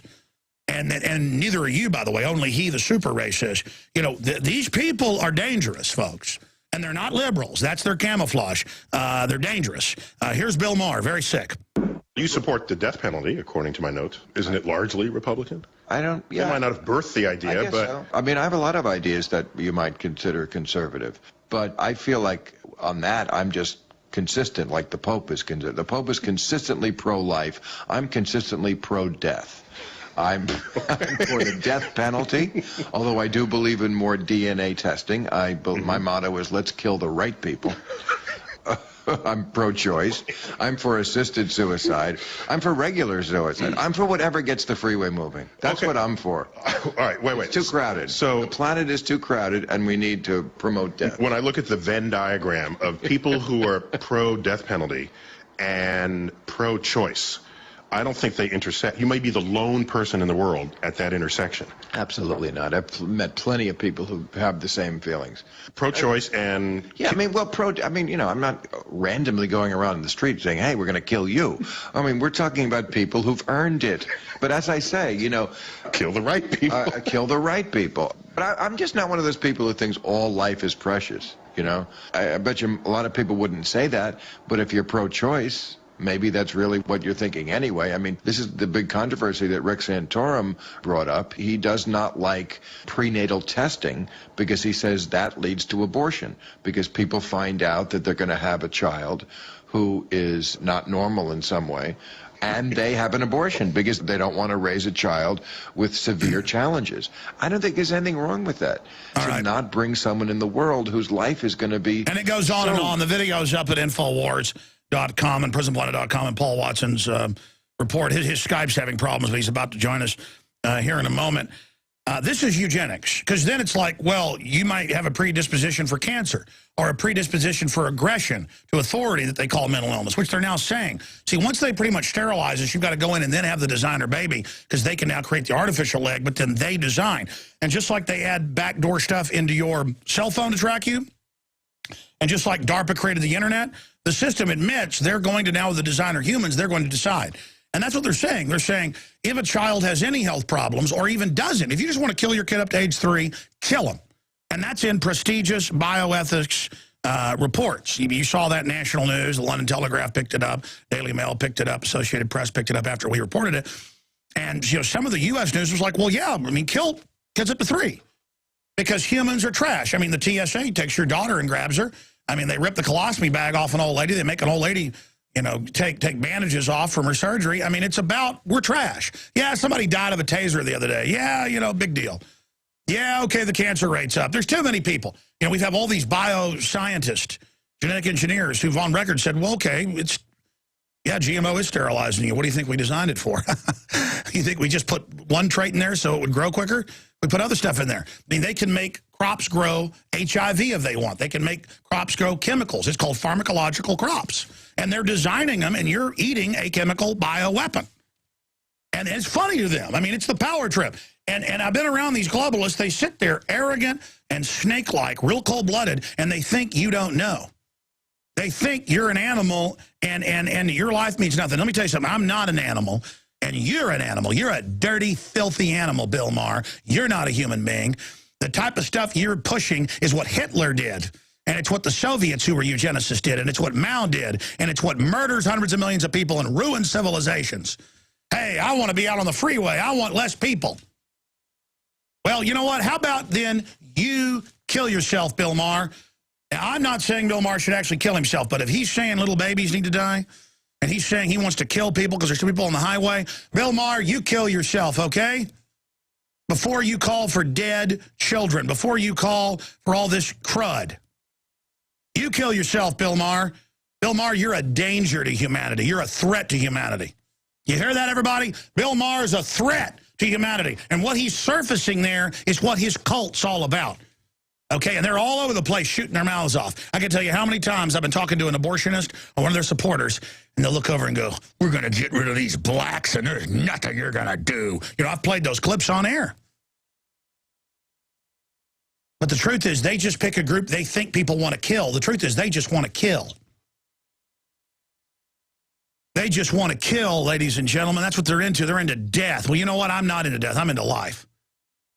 But what's sick is they put people on welfare to make them the blobs they say they are, to get them dependent so they can then sell the idea of killing them. It's sick. The truth is they want to dominate everybody, dumb everybody down so they can control the future destiny of humanity. This is the ultimate act of selfishness. Tear down humanity instead of building it up. Disgusting, Bill Maher. Disgusting. Disgusting. And I think God's going to judge Bill Maher for his insolence and his arrogance. It's one thing to do evil, but I found if you brag about it, I've studied history, I've studied the way things work. It's like saying not even God can sink the Titanic and it sinks on its maiden voyage. Bill Maher, I'm not cursing you because only God does that. But well, you're cursed to hell. There's no doubt about that. You love evil. You love hurting the little ones. But let me tell you something, pal. Let me tell you something, pal. I wouldn't want to be you when you meet your maker. And I know people that have had dinner with you privately and tell me about the stuff you say. I know you hate God. You hate God. It's not that you don't believe in God. You hate God because you've turned your heart to evil instead of turning your heart towards what's good. Ugh. Let's go ahead and talk to Paul Watson. Paul, this report, you found it. A listener, I guess, sent you a tip. There's no news on this. This is a big deal to say we need to promote a culture of death, Paul Watson. Well, yeah, it's interesting, Alex, that you mentioned before that this is a new cult, because most people think the Manson family cult ended about 30, 40 years ago. It actually didn't, because Charlie Manson, who of course masterminded all those murders, his followers carried them out, he morphed into a kind of new age guru who proselytized about global warming and overpopulation, and he attracted a whole new cult of followers based on that meme. And so I guess Bill Maher is one of them, because the context of this discussion on the Star Talk radio show with, as you said, Neil deGrasse Tyson, who is a humanist and an astrophysicist, was global warming, it was overpopulation, and then it ended up with Bill Maher basically admitting that he wants to promote death, he wants to promote suicide, abortion, the death penalty, simply because it's going to get rid of more people and make his life more convenient. But as he mentioned before with the UN population figures, the people who make this argument about overpopulation do it completely out of their own egotistic convenience, because the actual figures show that by 2020, the population replacement rate of 2.1 is going to level off. and by the 2050, we're going to have a massive depopulation crisis, which is why countries like Russia in a mad scramble trying to encourage their population to have children, because it's going to be a demographic crisis coming up in the next couple of decades. And even in places like Brazil, Indonesia, and India, their fertility rates are rapidly declining. We all know why. And now people in those countries, which obviously you would expect that overpopulation would be the concern, now there's concern in even those countries that the drop in fertility is going to cause a depopulation crisis. And that's the UN, that's not me saying that, that's the UN Population Division's own figures saying and that. It's what the White House science czar called for in eco-science. They're adding stuff to food and water, and we've got just countless bioscientists, genetic engineers, and ethicists going, yeah, we need this. Yeah, we're sterilizing you. And the thing is, it's happening to the yuppies, too, that think it's a great idea when the West is going to be completely gone. I mean, the West is dying. Exactly. That's why everybody's saying you've got to have kids. They're giving people benefits to have kids in Russia. And then on the flip side, you've got people like Bill Gates saying that he's going to use vaccines to reduce population. And then the crowd at TED TV goes, ha, ha, ha, ha, ha, when he shows the graph of bringing humans down to zero, because it's all so cold-blooded, hidden in plain view. Just like the guys on C-SPAN saying, let's stage false flags. I mean, they operate like we're zombies and don't hear them. Well, they know that most people are sitting there watching sitcoms for 6 hours a night and they're not really paying attention, so they think they can get away with it. But yeah, I mean, Bill Gates obviously, again, saying, yeah, we're going to have death panels and we're going to restrict end-of-life care for the elderly because that money can be better spent. So both in terms of vaccines and restricting end-of-life care, he's saying, let's just kill people. And that's precisely the rhetoric being echoed by Bill Maher in this clip. Amazing. Absolutely amazing. We're going to break here in a moment, Paul. Other points you're going to add when we come back in a final segment with you ahead of more calls?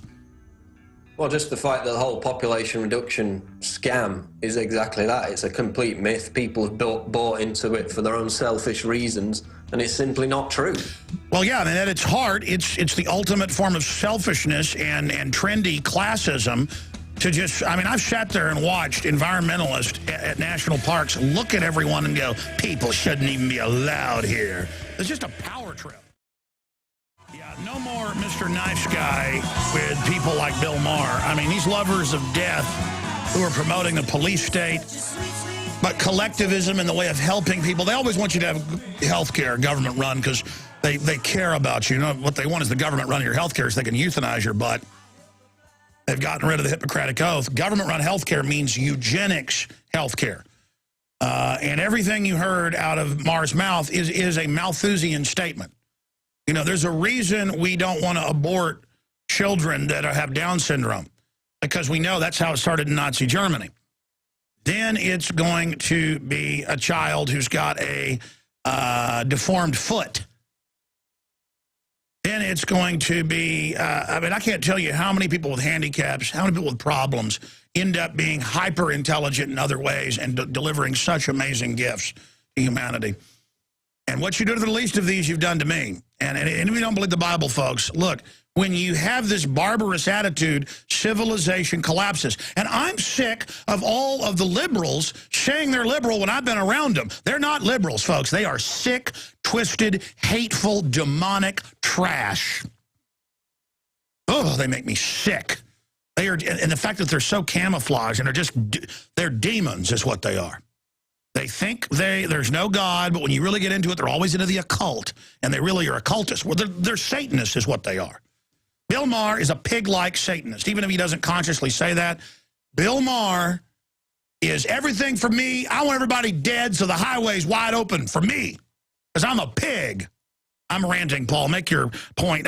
Will you add, I know we've had the clips. I forget the name of the big population study group that has the black and white YouTube videos with accurate numbers showing how society's going to collapse if we don't at least have 2 children. Well, it's 2.2 for every 2 adults.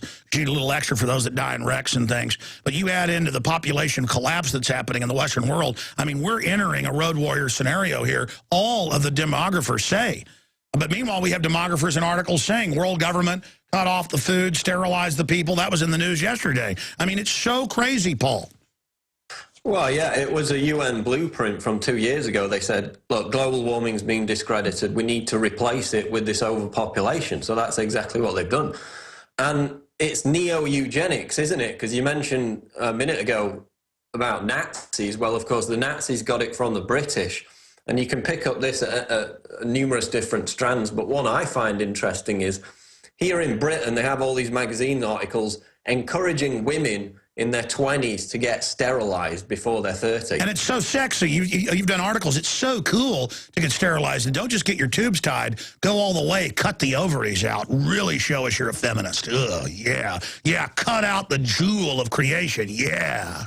Exactly. And it's all being run by Marie Stopes International. And who was Marie Stopes? Well, she was a feminist in the 1920s, 1930s, who wrote love letters to Adolf Hitler, advocating that the poor of character, drunkards and diseased people be sterilized. And she actually attended the Nazi Congress on Population in Berlin in 1935. So she's this big feminist icon hero in Britain. They put her on the stamps. Their organization offers sterilization for women. And she, in fact, went on to leave most of her estate to the Eugenics Society, which later became the Galton Institute. And the Galton Institute today is involved in family planning facilities in the third world. So we all know what that means. So you can trace it right back to the Nazis. You can trace it back to the And let's get one thing clear for even the racist or people out there. Even if you want to kill brown people and you think, you know, get rid of them or whatever, they're killing you, moron. The globalists don't want you either. You're being hit by it all too, idiots. Idiots. There's all these people that think they're part of the power structure when you're not. Caught a street fight on video. This is excerpts from the nightly news. I was taking care of business during the break. Forgot it was a 1-minute break for the hour after 15 years on this time clock. We're going to air more of these reports later in the hour. We got Dr. Corsi coming up. We love y'all, and this is America, and if we can get you people that don't live here to go back home, we'll have a better world. Thank you for going Greyhound. Oh, we got a bunch more of these clips. People thinking Obama gave them $200. And people did get $200. Bush did that where you got $300. What was it, back in 2002? And it said, a letter from Bush. They want you to have $300. Well, here's my check. Well, thank you. It's like Chavez type stuff. The government is now being reduced down to that with in the last debate with Obama and Romney debating how many goodies they were going to give us.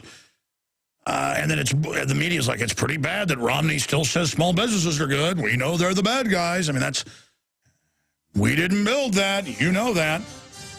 Dr. Corsi's coming up. He zoomed in on Obama's ring. Obama, I have an article here, has a bunch of different little charmies and goods. We've covered this before, but Michael Schneider's breaking it down in American Dream, his blog. Got it up at Infowars.com if you want to read that. And we're going to get into NYPD. Concern about Iran terror should put U.S. security on alert. That is all coming up straight ahead. I'm Alex Jones. The websites are Infowars.com and PrisonPlanet.tv. Welcome back to another hour of worldwide broadcast. I'm your host, Alex Jones. The news websites are Infowars.com, PrisonPlanet.com, and we also simulcast video streams at PrisonPlanet.tv and InfoWarsNews.com. Coming up at the bottom of the hour, I'll continue with your calls and also play a news clip where we went out and talked to people on the street about the Obama phone. And some of them said, yeah, I think the government should give people basically free everything. Housing, you name it. So North Korea, the nightmare that creates. Now, I reported on this 4 years ago that Obama carries these different occultic charms. And we've listed some of those little charms. In fact, I have a photo of them. You can just type in, guys, Obama's charms, because he's shown them to the news before. But he also, again, wears a ring that has Islamic Arabic script on it. And, of course, he did give up his name and become Barry Soetoro and did go to Muslim school. I'm not anti-Islam. But the fact is, if the president's lying about what his religion is, that should be at issue here. And, of course, on top of that, now he is putting jihadis into Libya, Syria, and other areas. But, hey, Mitt Romney has come out and said, bring down Assad. So our government, NATO, is allied with al-Qaeda. That's a large contingent. Even the CFR admits it, of what's happening. So I want to talk to Dr. Corsi about that. He's worked at the State Department, worked in security, worked in a bunch of classified areas. He's a best-selling author, New York Times. He writes for WorldNet Daily, and he's got one of the biggest stories out there right now. Obama's ring, there is no God but Allah. And he's breaking this down as a student at Harvard Law School. Then Bachelor Barack Obama practiced of wearing a gold band on his wedding ring finger, puzzled his colleagues. And now there is a newly published photos of Obama in the 1980s, shows the ring Obama wore at his wedding ring as an unmarried student in the same ring Michelle Robinson put on his finger at a couple of wedding ceremonies in 1992. And it is the ring of no God but Allah. Or there is no God but Allah. Dr. Corsi, thanks for coming on short notice on this. Wow, what a discovery.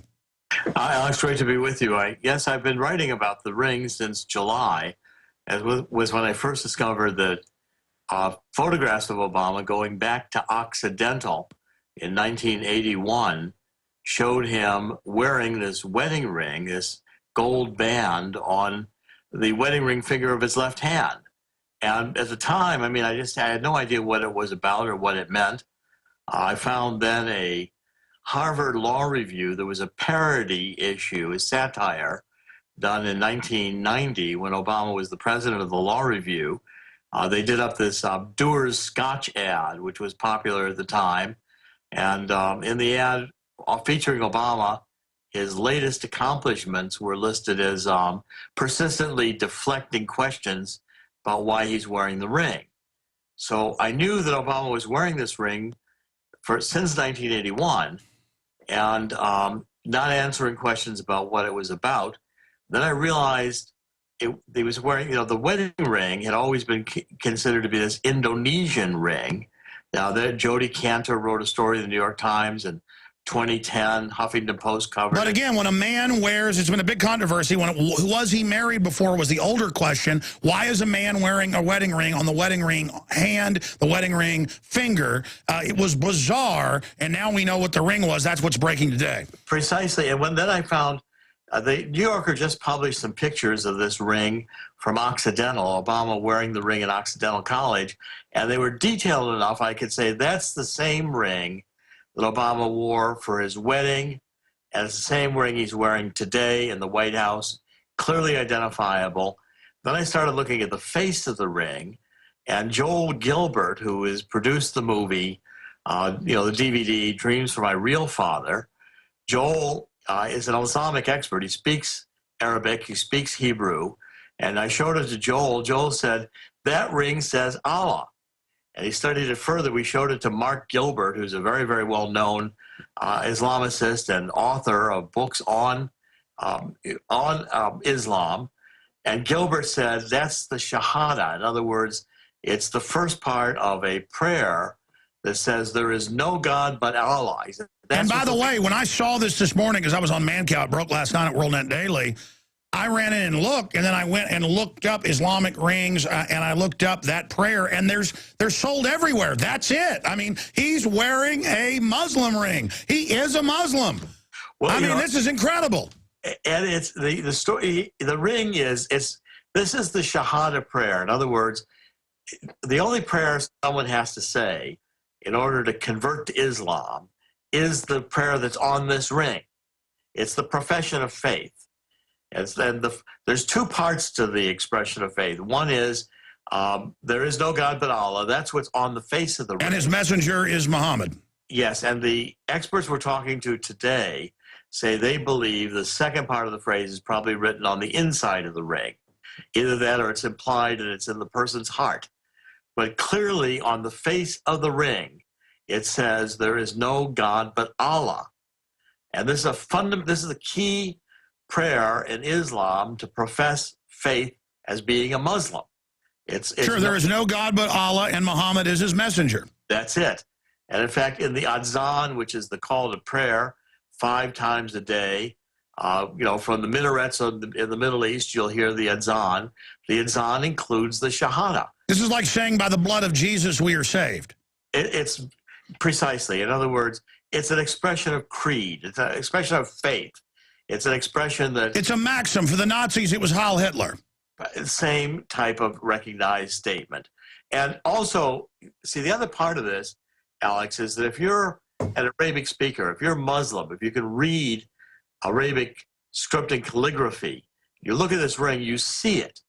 You see, oh, that's the Shahada, that's the prayer, there is no God but Allah. If you're, you know, an infidel, if you're a Christian, if someone who doesn't know Arabic or Arabic calligraphy, it just looks like curvy lines. So you wouldn't see it and recognize it, which, you know, appears again to fit right with the principle of taqiyya in Islam, which is a practice of fooling infidels, but kind of wink, wink, letting those who are Muslims know you're one of them. And a ring like this, worn by Obama at every occasion on the White House, doesn't take it off. Certainly in meetings with Muslims, international meetings with Muslims, giving the speech in Cairo, it would have been a signal to Muslims, hey, I'm one of you. I'm wearing a ring professing faith in Allah. Unbelievable. And again, I am just absolutely blown away by this. And you've got links to the Harvard Law Review. It's on record now. There's more photos of him wearing it. But again, he has all these CIA connections, as you know. Is this not an elaborate ruse? Because, boy, if he's supposedly helping the Muslims, he's putting the radicals in. He's blowing up any civilized areas. He's working with al-Qaeda, trying to get a civil war going. I don't think that really helps the average Arab or Muslim very much. Well, you know, I've maintained, Alex, for some time now that Obama in the New World Order crowd, including George Soros, is damaged goods, including the CIA. I think there's a massive effort here to take Obama down because I think Obama served his purpose to these people. They'd rather have, you know, the Romney in there. Romney's much more of a slick New World Order type. Now, if Romney wins, and look, I'm working hard and I've worked hard now for 4 years to beat Obama.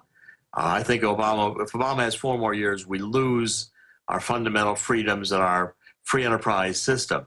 I'm sure they'll all still be opposing Romney if Romney's the president. Sure, you wrote all those books exposing SPP, NAFTA, the globalist, all of it, which, by the way, there's a new big chapter on that, as you know. They're moving forward with that again. I mean, it is incredible, but why would he prance around with this? So this is basically like a message, but it's the classic thing, like people don't know gang signs, they don't know what it says on the wall, and so it's basically running up his flag, I guess, to manipulate the Muslims to follow him. It's just beyond bizarre. Well, it's an insider, I'm one of you. In other words, and taqiyya, you could profess that, hey, I'm Christian, and lie, because, you know, in Christianity, lying is a sin. You're not supposed to lie. But in Islam, if you lie in the advancement of Islam, it's part of the practice that's considered acceptable. As long as I think they get that, though, from the Israelites sneaking into the city, and there's the spies, and they lie. I mean, I think they're pointing to the Bible on that. I mean, I'm not defending the whole thing. At any rate, it is a communication to those who can read Arabic and know the calligraphy, who will recognize that the ring has the Shahada prayer in it. There is no God but Allah. Sure, so where do we go from here? What does this signify, and how does this tie into him openly injecting al-Qaeda into Syria? Well, where I think it goes, I think we're at a point where, you know, Obama's professed all this time to be a Christian. He's wearing this ring. Let's just start with the first point. It demands an answer. Let's just be fully reasonable here. Let's say, you know, for 30 years, you know, Mr. President, you've worn this ring and refused to explain it. We now believe we've got confirmation from experts. The ring says there's no God but Allah. Why are you wearing this ring? Why does it mean such a significance to you? I don't have any piece of jewelry I've had for 30 years. And produce the ring to the public. And who gave it to us? And what's on the inside? Why was it used as the wedding ring? Because it was represented as a wedding ring, that this was a new ring. It's the same ring he's had since. Well, I mean, you know, the word is for years. Have you seen any truth to the fact that Michelle Obama is his beard? Well, I've been reporting on that because, again, the people at Trinity United are now talking, and the story of Obama being homosexual and the marriage with Michelle being an arranged marriage, part of the down low club of Reverend Wright. I now have from multiple, very credible sources within Trinity United. I've reported it openly in WND. And stay there. Tell us about his beard. And for those that don't know, that's a homosexual man, Hollywood-style deal where you have a wife. Even you have kids with them sometimes as your cover. And this has been going around for a decade about Obama, but Dr. Corsi's a pretty credible guy, and he's saying, and the reason this is important is they can blackmail him with the info. Ladies and gentlemen, I want to be clear on something here. When I saw this article this morning, I went and I looked up these terms and these rings, and there's just hundreds of pages of them for sale. That's what Obama is wearing. And again, we've been against all these wars and attacking the Muslims. I've known it's a clash of civilizations to get them all stirred up, to have this big war, and the globalists use that as a way to take our liberties domestically. But it is a fact he's putting Wahhabists and jihadis into Libya and Syria. His contender is doing it as well, calling for more. It's so immoral. I want to get into that briefly with Dr. Corsi, who's been in the Middle East, been stationed there, knows a lot about this, worked in intelligence briefly. But finishing up with the homosexual area, look, for me, I'm not even going after him for that on a moral front. I'm not even going to debate that. The issue is that they can blackmail him with this information, just like Bill Clinton, we know, was blackmailed. What intel do you have? I mean, more and more you're saying you've got credible witnesses that this is what Obama's doing. Yeah, I've got people from Trinity United who were not willing to talk 6 months ago, who now are openly discussing Obama's homosexuality and his arranged marriage with Michelle. It's no longer a secret. And I think it's being widely discussed in the community, tied to the murder of Donald Young, who was the African-American choir director at Trinity, who in 2007 was executed, execution style, bullets to the back of the head. And it was widely rumored at the time that Donald Young was Obama's lover, and this was an attempt to cover up Obama's homosexuality. That murder put a damper until now on people in Trinity being willing to talk. They're opening up at Trinity. The testimony is open about Obama. They better go public like Larry Sinclair. They're going to end up Arkansided. Well, and also, see, Larry Sinclair, now, that was another important break for Larry. Larry's defamation case, remember the guy who did the lie detector test against Larry, a guy named Parisi, sued Larry for defamation. Larry said that Axelrod paid Parisi $750,000 to falsify the lie detector test and make it as Larry had lied. A federal district court judge, threw the defamation case out, would not even let it be heard, said that Larry had not obviously lied and that Parisi had not made his case. Now, that was a big step in Larry Sinclair's credibility, that he had twice had homosexual sex with Obama involving a limousine and cocaine. Obama does look and act like he's on drugs. Well, and again, I think these are issues. I agree with you, Alex. The issue here, especially with the homosexuality, I'm not making a lifestyle argument. I'm making a hypocrisy and national security argument. You've got Obama saying he's in support of same-sex marriage. The administration is very much behind an LGBT agenda. Yet if Obama's living a lifestyle that is not, heterosexual marriage to Michelle, he's hiding this homosexuality. Well, I'll say this. When he has addressed gay and lesbian groups, he definitely gets more fruit boxy. And I'm not being mean about that. He just kind of gets really excited, and it's like he's in his element, and my gaydar turns on. I mean, I'm not trying to... Again, I don't get into these issues. I don't judge people. I got bigger fish to fry. It's just that I think there's a lot of credibility to this. Well, and again, the stories are coming out of Trinity. It's reminding me, Alex, of when John Kennedy was president. The stories were beginning to circulate. And I'm believing that after Obama leaves office, whenever that point occurs, you're going to find a revision of the Obama administration instead of Jack Kennedy with mistresses all over the place. And you're going to find homosexual affairs. And it's been widely being discussed, including Reggie Love, his body. Well, I mean, look at how much of there is in Congress of both parties. I mean, what is the deal with Congress? Is it like a bathhouse or something? It's been a problem in Washington for a long time. But, you know, again, Alex, let's bring up one more point. I've written extensively about, you know, Ambassador Stevens, who, again, there's excellent evidence was gay.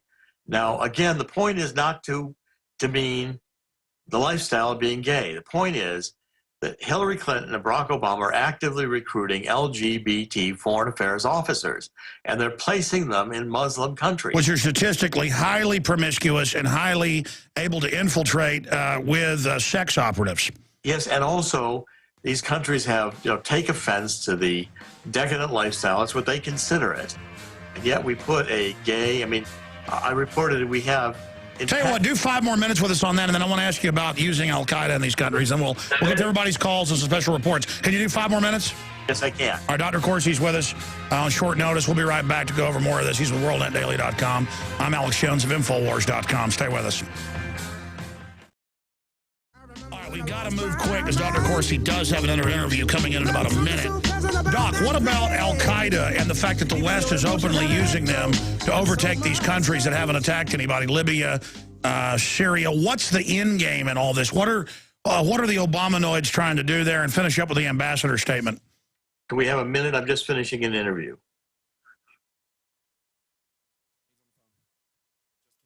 Yeah, the call just came in. He agreed to come on, but then he forgot he had another interview, so we may not be able to get that question answered. Okay, real fast, Doc, finish the question about what's the grand strategy inside the system openly using Al-Qaeda? Well, again, I think it's a failed policy by Obama. It's one of the reasons I think that Obama is going to be taken down, because he's destabilized the Middle East. Al-Qaeda has risen. I think even Russia is opposed to this. They want, you know, the New World Order wants a relatively unstable Middle East, but they don't want it in chaos. They don't want Al-Qaeda in control. You know, Al-Qaeda subdued is kind of okay. Yeah, I've talked to some pretty high-level elites in government and corporations, and they really think he's a double-cross working for some Muslim caliphate. And I thought that was just propaganda, but more and more, you're saying that could really be what's going on? I think he's a double-cross. I think he's off the page. And I think the New World Order, including the CIA, is going to turn on Obama, and he's going to go down. All right, Dr. Corsi, thank you so much. Look forward to having you back up soon. There he goes. Okay. I said I'd go to your calls. People are on hold. I want to hear from you. I've got some other very important news to hit here. It's just all going insane. And I've got a special report, too. But let's go to Paul in Texas, listening on 1630 AM KKGM. I guess it's up in Dallas-Fort Worth area. Great affiliate up there. Paul, you're on the air. Welcome, sir. Hi, I got a quick question for you. I've been hearing you bringing up how fluoride water is bad for us. Now, my question is, given that toothpaste has fluoride, is its main component, is this toothpaste bad for us, or you know, the fluoride on toothpaste? Let me answer that question for you. Did you have any other questions? No. Okay, thank you for the call. Look, there's different types of fluoride. Okay, there are different acids of fluoride, of sodium fluoride, that have had their molecular structure manipulated to make them even more toxic and acidic. And that's the type of acid they put in the water. They take the base sodium fluoride mixed with hundreds of other toxic chemicals in high amounts, and they put that in the toothpaste. It's toxic waste that they have to store somewhere. They mine fertilizer out of the ground, the phosphate industry. And there's also aluminum byproduct is sodium fluoride. Nuclear weapons development and fuel rod development has a lot of fluoride involved. So they had tons of this left at the end of the World War II, the Manhattan Project. And they said, well, the Soviets put it in the water. This is on record to dumb people down. The Nazis followed suit from them, learned that when they had a deal with Stalin before the war started, and they broke their pact. Well, first they split up Poland. Side issue. The point is that they put large amounts of highly psychoactive adjuvant-type fluoride into the water. And they put it also in the toothpaste at very high levels. Small amounts of regular calcium fluoride are good for you and do strengthen your teeth and bones, and you do need it.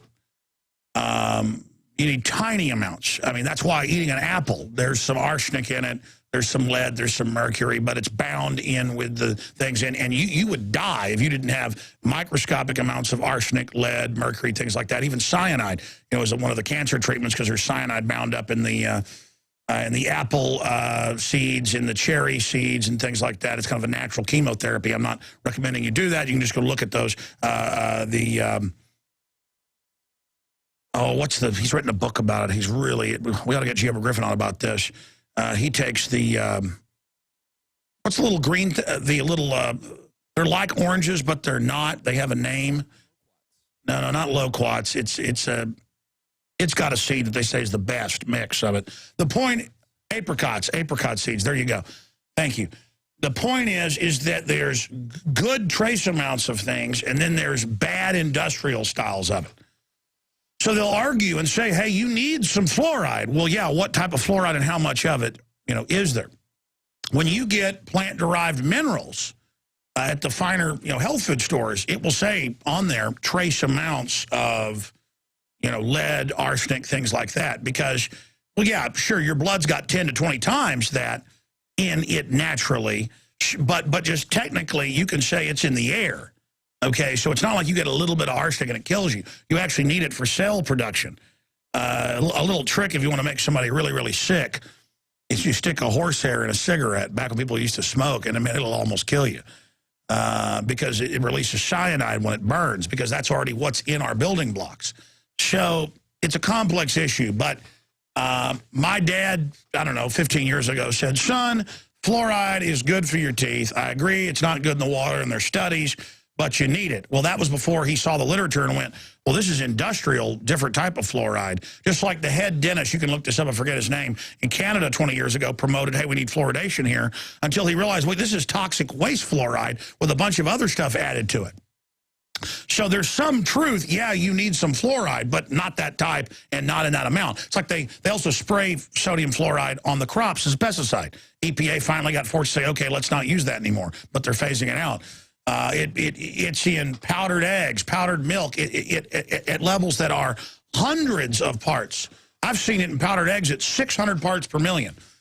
The studies show 1.3 parts per million massively reduces IQ. That's 1.3 parts per million. And they've got 300, 400, 500, 600 in some of these foods. I mean, unbelievable. White flour a lot of times has it in it. So it's compounding. Compounding. I mean, I've talked to my dad about this. We've looked at the research, His argument is, if you could get sodium fluoride toothpaste, removed, that would be a good thing. But some calcium fluoride in there would probably be good. Again, reality is so much more complex. So it gets dumbed down to a point that it's hard to even communicate all this information. But I remember, 10 years ago going to the health food store and, getting liquid vitamins and stuff when my son had been born, because I'd read that was good to put some of that in his juice and stuff when he was like a year old. And going to the people at the store going, this says it has trace amounts of lead, mercury, and arsenic. And they explain it, and no, they just have to put that on under federal law, because anything that's out of plants, you're juicing plants in a juicer, you're going to have trace amounts of that, so they have to tell you that. That's government, though, trying to make vitamins look bad and real minerals look bad, using and playing on people's ignorance to basically answer your question. I always get long-winded when the callers bring up a point like that. But I do not brush my teeth. I got a call last week saying, well, what do I do? All the toothpaste has fluoride. And I just happened to have been to the store the day before and hadn't put it in my office yet. It was sitting out there on my little desk. I have a radio desk, too. And, it was my natural deodorant. It was my natural toothpaste. Just, it works great. I mean, I've been brushing my teeth for, it's got to be 20 years with non-fluoride toothpaste. I just look at them. Oh, yeah, hugs. No filling, no caps. Texas Monthly, when I take a picture of my teeth, they said they were scary. And here it is. Here's what I use. This is what you use. Natural tea tree oil neem toothpaste. That's a Rob Dude fluoride free. And I've used this brand. I use a bunch of them. Always trying different stuff. I got a cracked tooth from a fight, and that was fixed with the kind of white tooth-colored filling has fallen off, so it's cracked. Look, get my teeth cleaned 3 times a year. Got my wisdom teeth, too. Look at this. Here, zoom in. Yeah. Wisdom teeth. I'm also streaming video of your radio listener. Yeah. right, that's no fillings, no nothing. Well, let's be technically accurate. My wisdom teeth came in with developmental pits, holes naturally in the sides of them that my dad, every 5 years or so, refills with tooth-colored fillings. So let's be technical. I do have 2 fillings in my mouth, but I don't have fillings from decay. Okay, let's go ahead and talk to Neville in Canada. Thank you for holding, Neville. Hi, long-time listener, first-time caller. Thank you, sir. What you said about Bill Maher reminded me of from the clip from the movie, documentary movie called "The United States versus John Lennon," where they say John Lennon worshipped life, but Mr. Nixon and Mr. Kissinger worshipped death. Well, that's right. In fact, we have John Lennon saying that people live in compact cities, that 90+% of the earth is uninhabited, and that we need more children to replace the parents, or society would collapse. He was really smart. I mean, really smart. And he woke up to the Illuminati. His last songs that never get any play were about the Illuminati and devil worshippers and how they were running things, and he was going to expose them. And then we had the letters from Strom Thurmond saying, I want this guy taken out. You know, to Nixon. The Senate was like, get rid of him. People are listening to him. And we can play the clips of him on TV saying the Earth's not overpopulated and it's all a lie. We just need to get better technologies and all this. And so you're absolutely right. Yep, that's right. John Lennon worshiped life. Richard Nixon worshiped death. Well said. Okay. Also, one point about fluoride is that the largest city in Canada has fluoride added to the water. Try to tell people about that. Luckily, I do not live there. I live in a fluoride. Well, wait, we just got it pulled out in Calgary, right? Yes, I was so happy about they took it out of the water in Calgary. I love that. Yeah, and largest city, Toronto, the largest city in Canada, has fluoride in the water. But where I live, there's no fluoride in the water. Happy about that. And interesting. Yeah. Okay. And my other point. Oh, quotes. 2 quotes. Number 1 is a quote. It says, "Do not give in to evil, but proceed ever more boldly against it." And the other quote is, God give me the courage to not give up fighting for what I know is right, even if I feel that it is hopeless. I hear you. God bless you, because it is the fight that it's all about. It's that heart decision. You know, I'll say this. I am at peace, and I love God, and I know that we're reaching exponentially millions of new people a week now. I mean, the show is just absolutely exploding, and it's an incredible responsibility to have this happening. But I'm also saddened when other talk show hosts, even on this network, other people outside who attack me and do things behind the scenes that I'm told about and confirm, and they do it out of pure jealousy and envy and make stuff up and do terrible things. And I'm not sad that they're hurting me, because they're not hurting me. I'm sad for them. You know, I mean, it's because I used to be a harder person, and as I realize good and evil more and more of my worldly shields are gone now. Because in the past, I would just laugh about somebody being jealous. And then now it hurts me that they're so bad, that they're such failures. And it scares me for humanity of what's going to happen during the collapse, that people are so snake-like and weak and envious and jealous and hate other people that are successful because they're successful. It's the nature of envy and ingratitude and weakness. And the love of death and lies and fraud and scurrying around. I mean, just thinking about people that are like that is like, ugh. And I don't know. I've just really changed a lot. I'm more attuned to things around me now than I used to be, and picking up on people. And I get more freaked out by ugliness now. Not ugliness. I mean, ugliness of the soul. One day I was down at the big local natural spring-fed pool. I just swam about 2 miles. And I got out and I saw this gross pot-bellied old man. But it wasn't gross because he was pot-bellied. I thought, man, that guy looks like a goblin. He just looks like a demon. He looks evil. He had these super skinny arms that were so skinny, he looked like a cartoon character, something out of a Hellraiser movie, and he was slothfully moving and walking. And I thought, that's wrong. Don't go with your gut. You're you know, being old isn't ugly, because it isn't being ugly. I mean, there's a beauty to, you know, some old people.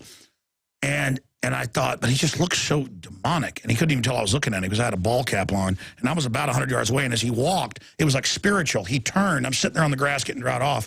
And he looks at me and smiles and digs a big booger out of his nose and just goes, and just his tongue like a god. And I was like, and now every once in a while I'll be swimming and that guy's in there and I actually have like an adrenaline rush of, you know, I mean, and I've kind of, it's just, the thing about becoming a better person and getting closer to God is you start really seeing evil. And like the spirit made his body ugly. You know, it was like, and the guys, and he knew, and it was like the spirit, it was like spiritual. He looked over and ate a booger in front of me and stuck it in his mouth and licked his lips at like 10 feet away. And I was like, I mean, but it wasn't the act of eating the booger. It was like a demonic thing. And I was like, I mean, it's not even frightening. It's like, it's evil. I just don't like it. It's like, ah.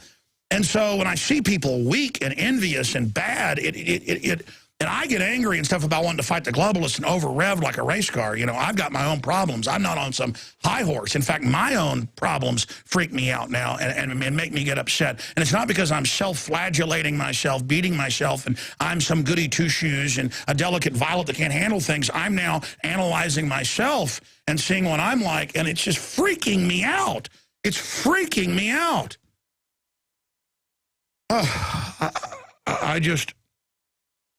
I mean, he wasn't even looking at me when I was looking at him, and I was drying off, and then right as I look up, he just turned and just went, and I was just like, oh, and he just ate it and then licked his lips and went, and just went gobbling off, and I was just like, whoa, whoa. And he swims like a demon, too. He gets his arms out at the sides and never swings. Just goes, I mean, I just cannot describe. Are you guys getting what I'm talking about here? I mean, and now I literally shudder when he's in the area. Because, I mean, I'm telling you, that guy's got a big demon living in him, man. I mean, that is, you know. And I mean, that's the point is, like, you start really getting discernment, folks, and it's like, ooh. You know, because you'll find that people trying to act dark and powerful and big, they're not really evil. The devil tricked them that their strength is coming from the devil. When their strength's coming from God, they're just misusing it. You know, I mean, I'm just figuring all this out so fast. Man, and I know why the enemy's coming against us at so many levels is because we're really having an effect, and we're for life, and we're not for death, and we're for justice, and we want to be good, and we know there's something good, and we are a model to others that you can be strong, you can be bold, you can be good, and the system hates it. And again, for my individual self, I can be destroyed, set up, you know, ruined, my character assassinated with fraud. I'm not even worried about me individually, but then I worry if I stumble and let them set me up or something, then that'll hurt all the people that look up to me. And then that's what's so scary about all this is that I don't want to let people down. And I don't even know what I'm talking about now. I'll go to break and come back with more of your calls. Nelson in Georgia and others. Skeletor is called in. What is it, Donald Rumsfeld? I try to make jokes about it. But I'm telling you, the thing about evil is it sells this idea that it's sexy and big and powerful, and it always encases itself in that because it's really weak. And it's just a stinking, booger-eating, death-loving, grasping weakness trying to be strong. And it's time for good to stand up and step on it. I mean, if you could see the spirit of good, it's like a giant, trillion-foot-tall, powerful juggernaut, and we let these little goblins just run rampant on us while they run around eating boogers in front of us. By the way, I've done 2 hours and 54 minutes of transmission here and have not separately plugged the books, the videos, the films, the T-shirts, all the stuff that is powerful to help wake you up and wake your family up and meet like-minded people by wearing the T-shirts, the Infowars.com T-shirts and stuff, the ball caps, all of it. It supports us here in what we're doing. And I've got a lot of different little funding mechanisms. PrisonPlanet.tv memberships to see the nightly news and to see the radio show, you know, $5.95 a month. It's really 6 memberships at the price of 1. So $1 a month per membership, as you can share your username and passcode. We've got the Pro Pure water filters discounted. And you can use the promo code WATER and get 10% off on top of that at InfoWarsStore.com. And in the future, when you subscribe at InfoWarsStore.com, we're now going to have glossy magazines, InfoWars magazines, which we sell at cost. You know, the subscription gets you 13 issues to your door. But you can buy them in 10 packs up to 100 packs at cost. And the newsprint that we're selling out of, it's below cost. We're just moving that out right now, InfoWarsStore.com, an incredible tool. People really love print now that it's going away. And so this has been a big success, and I want to thank all of you. Be sure and get the new glossies at cost or the newsprint at below cost at InfoWarsStore.com or call 888-253-3139, 888-253-3139. There is a fight between good and evil. And if we will stand up against evil and recognize it, we can turn the tide. But if we just decide that, oh, there's nothing we can do, hell is going to be manifest. Nelson in Georgia, thanks for holding. You're listening via iTunes. Then we've got Bill listening on WTAN 1340 AM in Florida. We're going to go to overdrive, and going to do that. Nelson in Georgia, go ahead. Thanks for holding. Hey, Alex, I talked last week, and I'm a research scientist, and I want your listeners to be aware of the technology they keep from us. Stan Meyer in the 80s invented the process where every vehicle on the planet could run off of water. Hans Fleischmann with cold fusion. They totally buried that. It's all, from Nikola Tesla's work. And I was wondering if you were aware about the Fox News thing where the CEO of Overstock.com was on there and said he was going to write in Ron Paul, which is pretty cool, and also that Russians are dumping 14 nuclear reactors out there in the Arctic Sea, which are just leaking poison into our ocean. I mean, if you want to talk about, well, under the communists, I know they did it in lakes and in the ocean. You're totally psycho crazy. Communists always do stuff like that. They always have the worst environment. Russia doesn't do too much of that now because they're more, it's just horrible. These idiots that think big government is the answer have no historical lens. And yes, I did know that they've dumped dozens and dozens of reactors into the North Sea in places that, I mean, that ought to be illegal. But again, then they say, well, give us a global government, we'll fix it. Oh, the globalists are all into it. They're crazy. You know that we have the technology to change the molecular properties of those nuclear fuel rods so they won't be poisonous anymore, but they don't give it to us. They just let that stuff leach into our oceans. I was aware of that. People don't know that they've for like 50 years, they're able to create even new elements.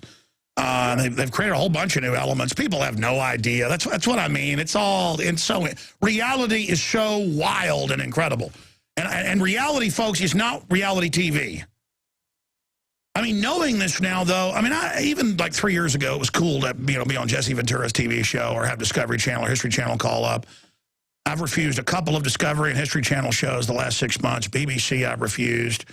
I think this Sunday night, Secrets of the Secret Societies is going to air on the Discovery or History that I'm in. And I'm not even going to watch it. And now I just say no to them. They're like, you're saying no to national television? Yeah, I'm saying no.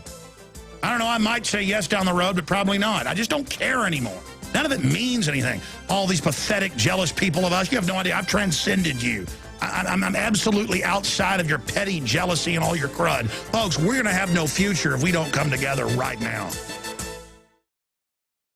That's right, jamming in a few calls here. More coming up as they try to start an open hot war with Syria via Turkey. Bill in Florida, a WTAN 1340 AM listener, one of our, I don't know, we got like 10 affiliates in Florida now, one of our great affiliates down there. Bill, thanks for holding. You're on the air, sir. You're welcome, Alex. First time I've spoke to you. I want to tell you something about what Michael Medved took a shot at you the other day. But before I get into that, I want to ask you, what do you know about technology stocks and companies? I don't know. I mean, I have general knowledge. I don't know how to fix a computer. I read the big white papers about the future of the internet and where the globalists are going. So I understand the larger structures. But I don't really follow technology stocks a ton. I know that, I mean, generally, I don't want to comment on it because it's such a complex issue. But look, everybody's taking a shot at me now. I mean, because, the system's tried to suppress us, and now we're going supernova. I mean, the show is just exploding, and so the attacks are coming. So, but Medved has attacked me many times. I was at the RNC in 2004 in New York, and I just politely walked over and said, Mr. Medvedev, or Michael Medved, I'd like to interview you. And he went, Alex Jones, You're the guy that says they're going to blow things up. And he was like trying to get everybody scared to get Secret Service or something. And I understood what he was doing. And I retreated because he wanted to get my credentials obviously taken. And he smiled and laughed, you know, like, I ran you out, because they know how to use that fear to herd the cattle. But what did the little pathetic talk show host say about me? Well, well, before I get into that, real quick, I'm getting back to the technology thing. There was an analyst on there, two of them, matter of fact, and they were talking about this Christian-based company that's based in China, okay? And he claims, or they both say that this is going to be the next Apple of China, and it's called China Tech Faith Wireless. It currently trades on NASDAQ. Its symbol is CNTF. That's China, Nancy, Tom, Frank. And they were real hot on the stock, and the stock is, I think, only about $1 a share. But they said they feel that this thing is going to be the next Apple, and this thing is going to skyrocket. Yeah, we hear that all the time, and I don't know enough to say, you know, if it's real or a pump and dump. I just don't know. See, if I focused on stocks, I'd be obsessed on it, and then I would know about it. But instead, I just realized it's a big casino in the sky. It's all about insider knowledge. And it's all about the insiders, basically, more and more robbing everybody. But, I mean, China is, if China doesn't collapse, it will be the center of the world. But it's kind of an all-or-nothing situation from my perspective. But so what did Medved say? About a week and a half or two ago, he had a guy in there substantiating. Medved's all about fluoride. And he was saying, because I know he was taking a shot at you, don't be listening to these conspiracy shows where they tell you that fluoride is bad for you. No, he's attacked me by name many times. I don't even pay attention to him. People send me the clips, so I'm not surprised he doesn't even use my name anymore. I mean, look, they're upset that it's coming out that the American Medical Association has said, take it out of the water. I mean, that's now in the news. What he was hoping his audience didn't know that? Well, Medved was all pro-fluoride. He says, you keep...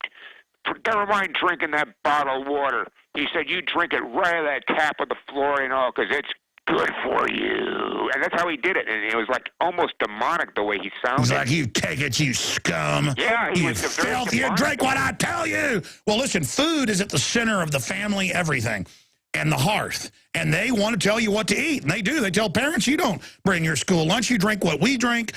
You take what we take, and we're going to make you take vaccines. And they're like, because it's what you're going to take, you cattle. So anyways. You ought to check out his, I think it's on Tuesday or something. He has this once a week show where it's Conspiracy Tuesday or something. And he tries to debunk everything that you have supposedly conspiracy. Yeah, well, I mean, we're rising. I don't know, really, not even on the map. So whatever, great for him, good for him. It actually hurts me that he's so evil. I mean, it's a pathetic creature. All right, we'll be back. Stay with us, Infowars.com. Back tonight, 7 o'clock, PrisonPlanet.tv.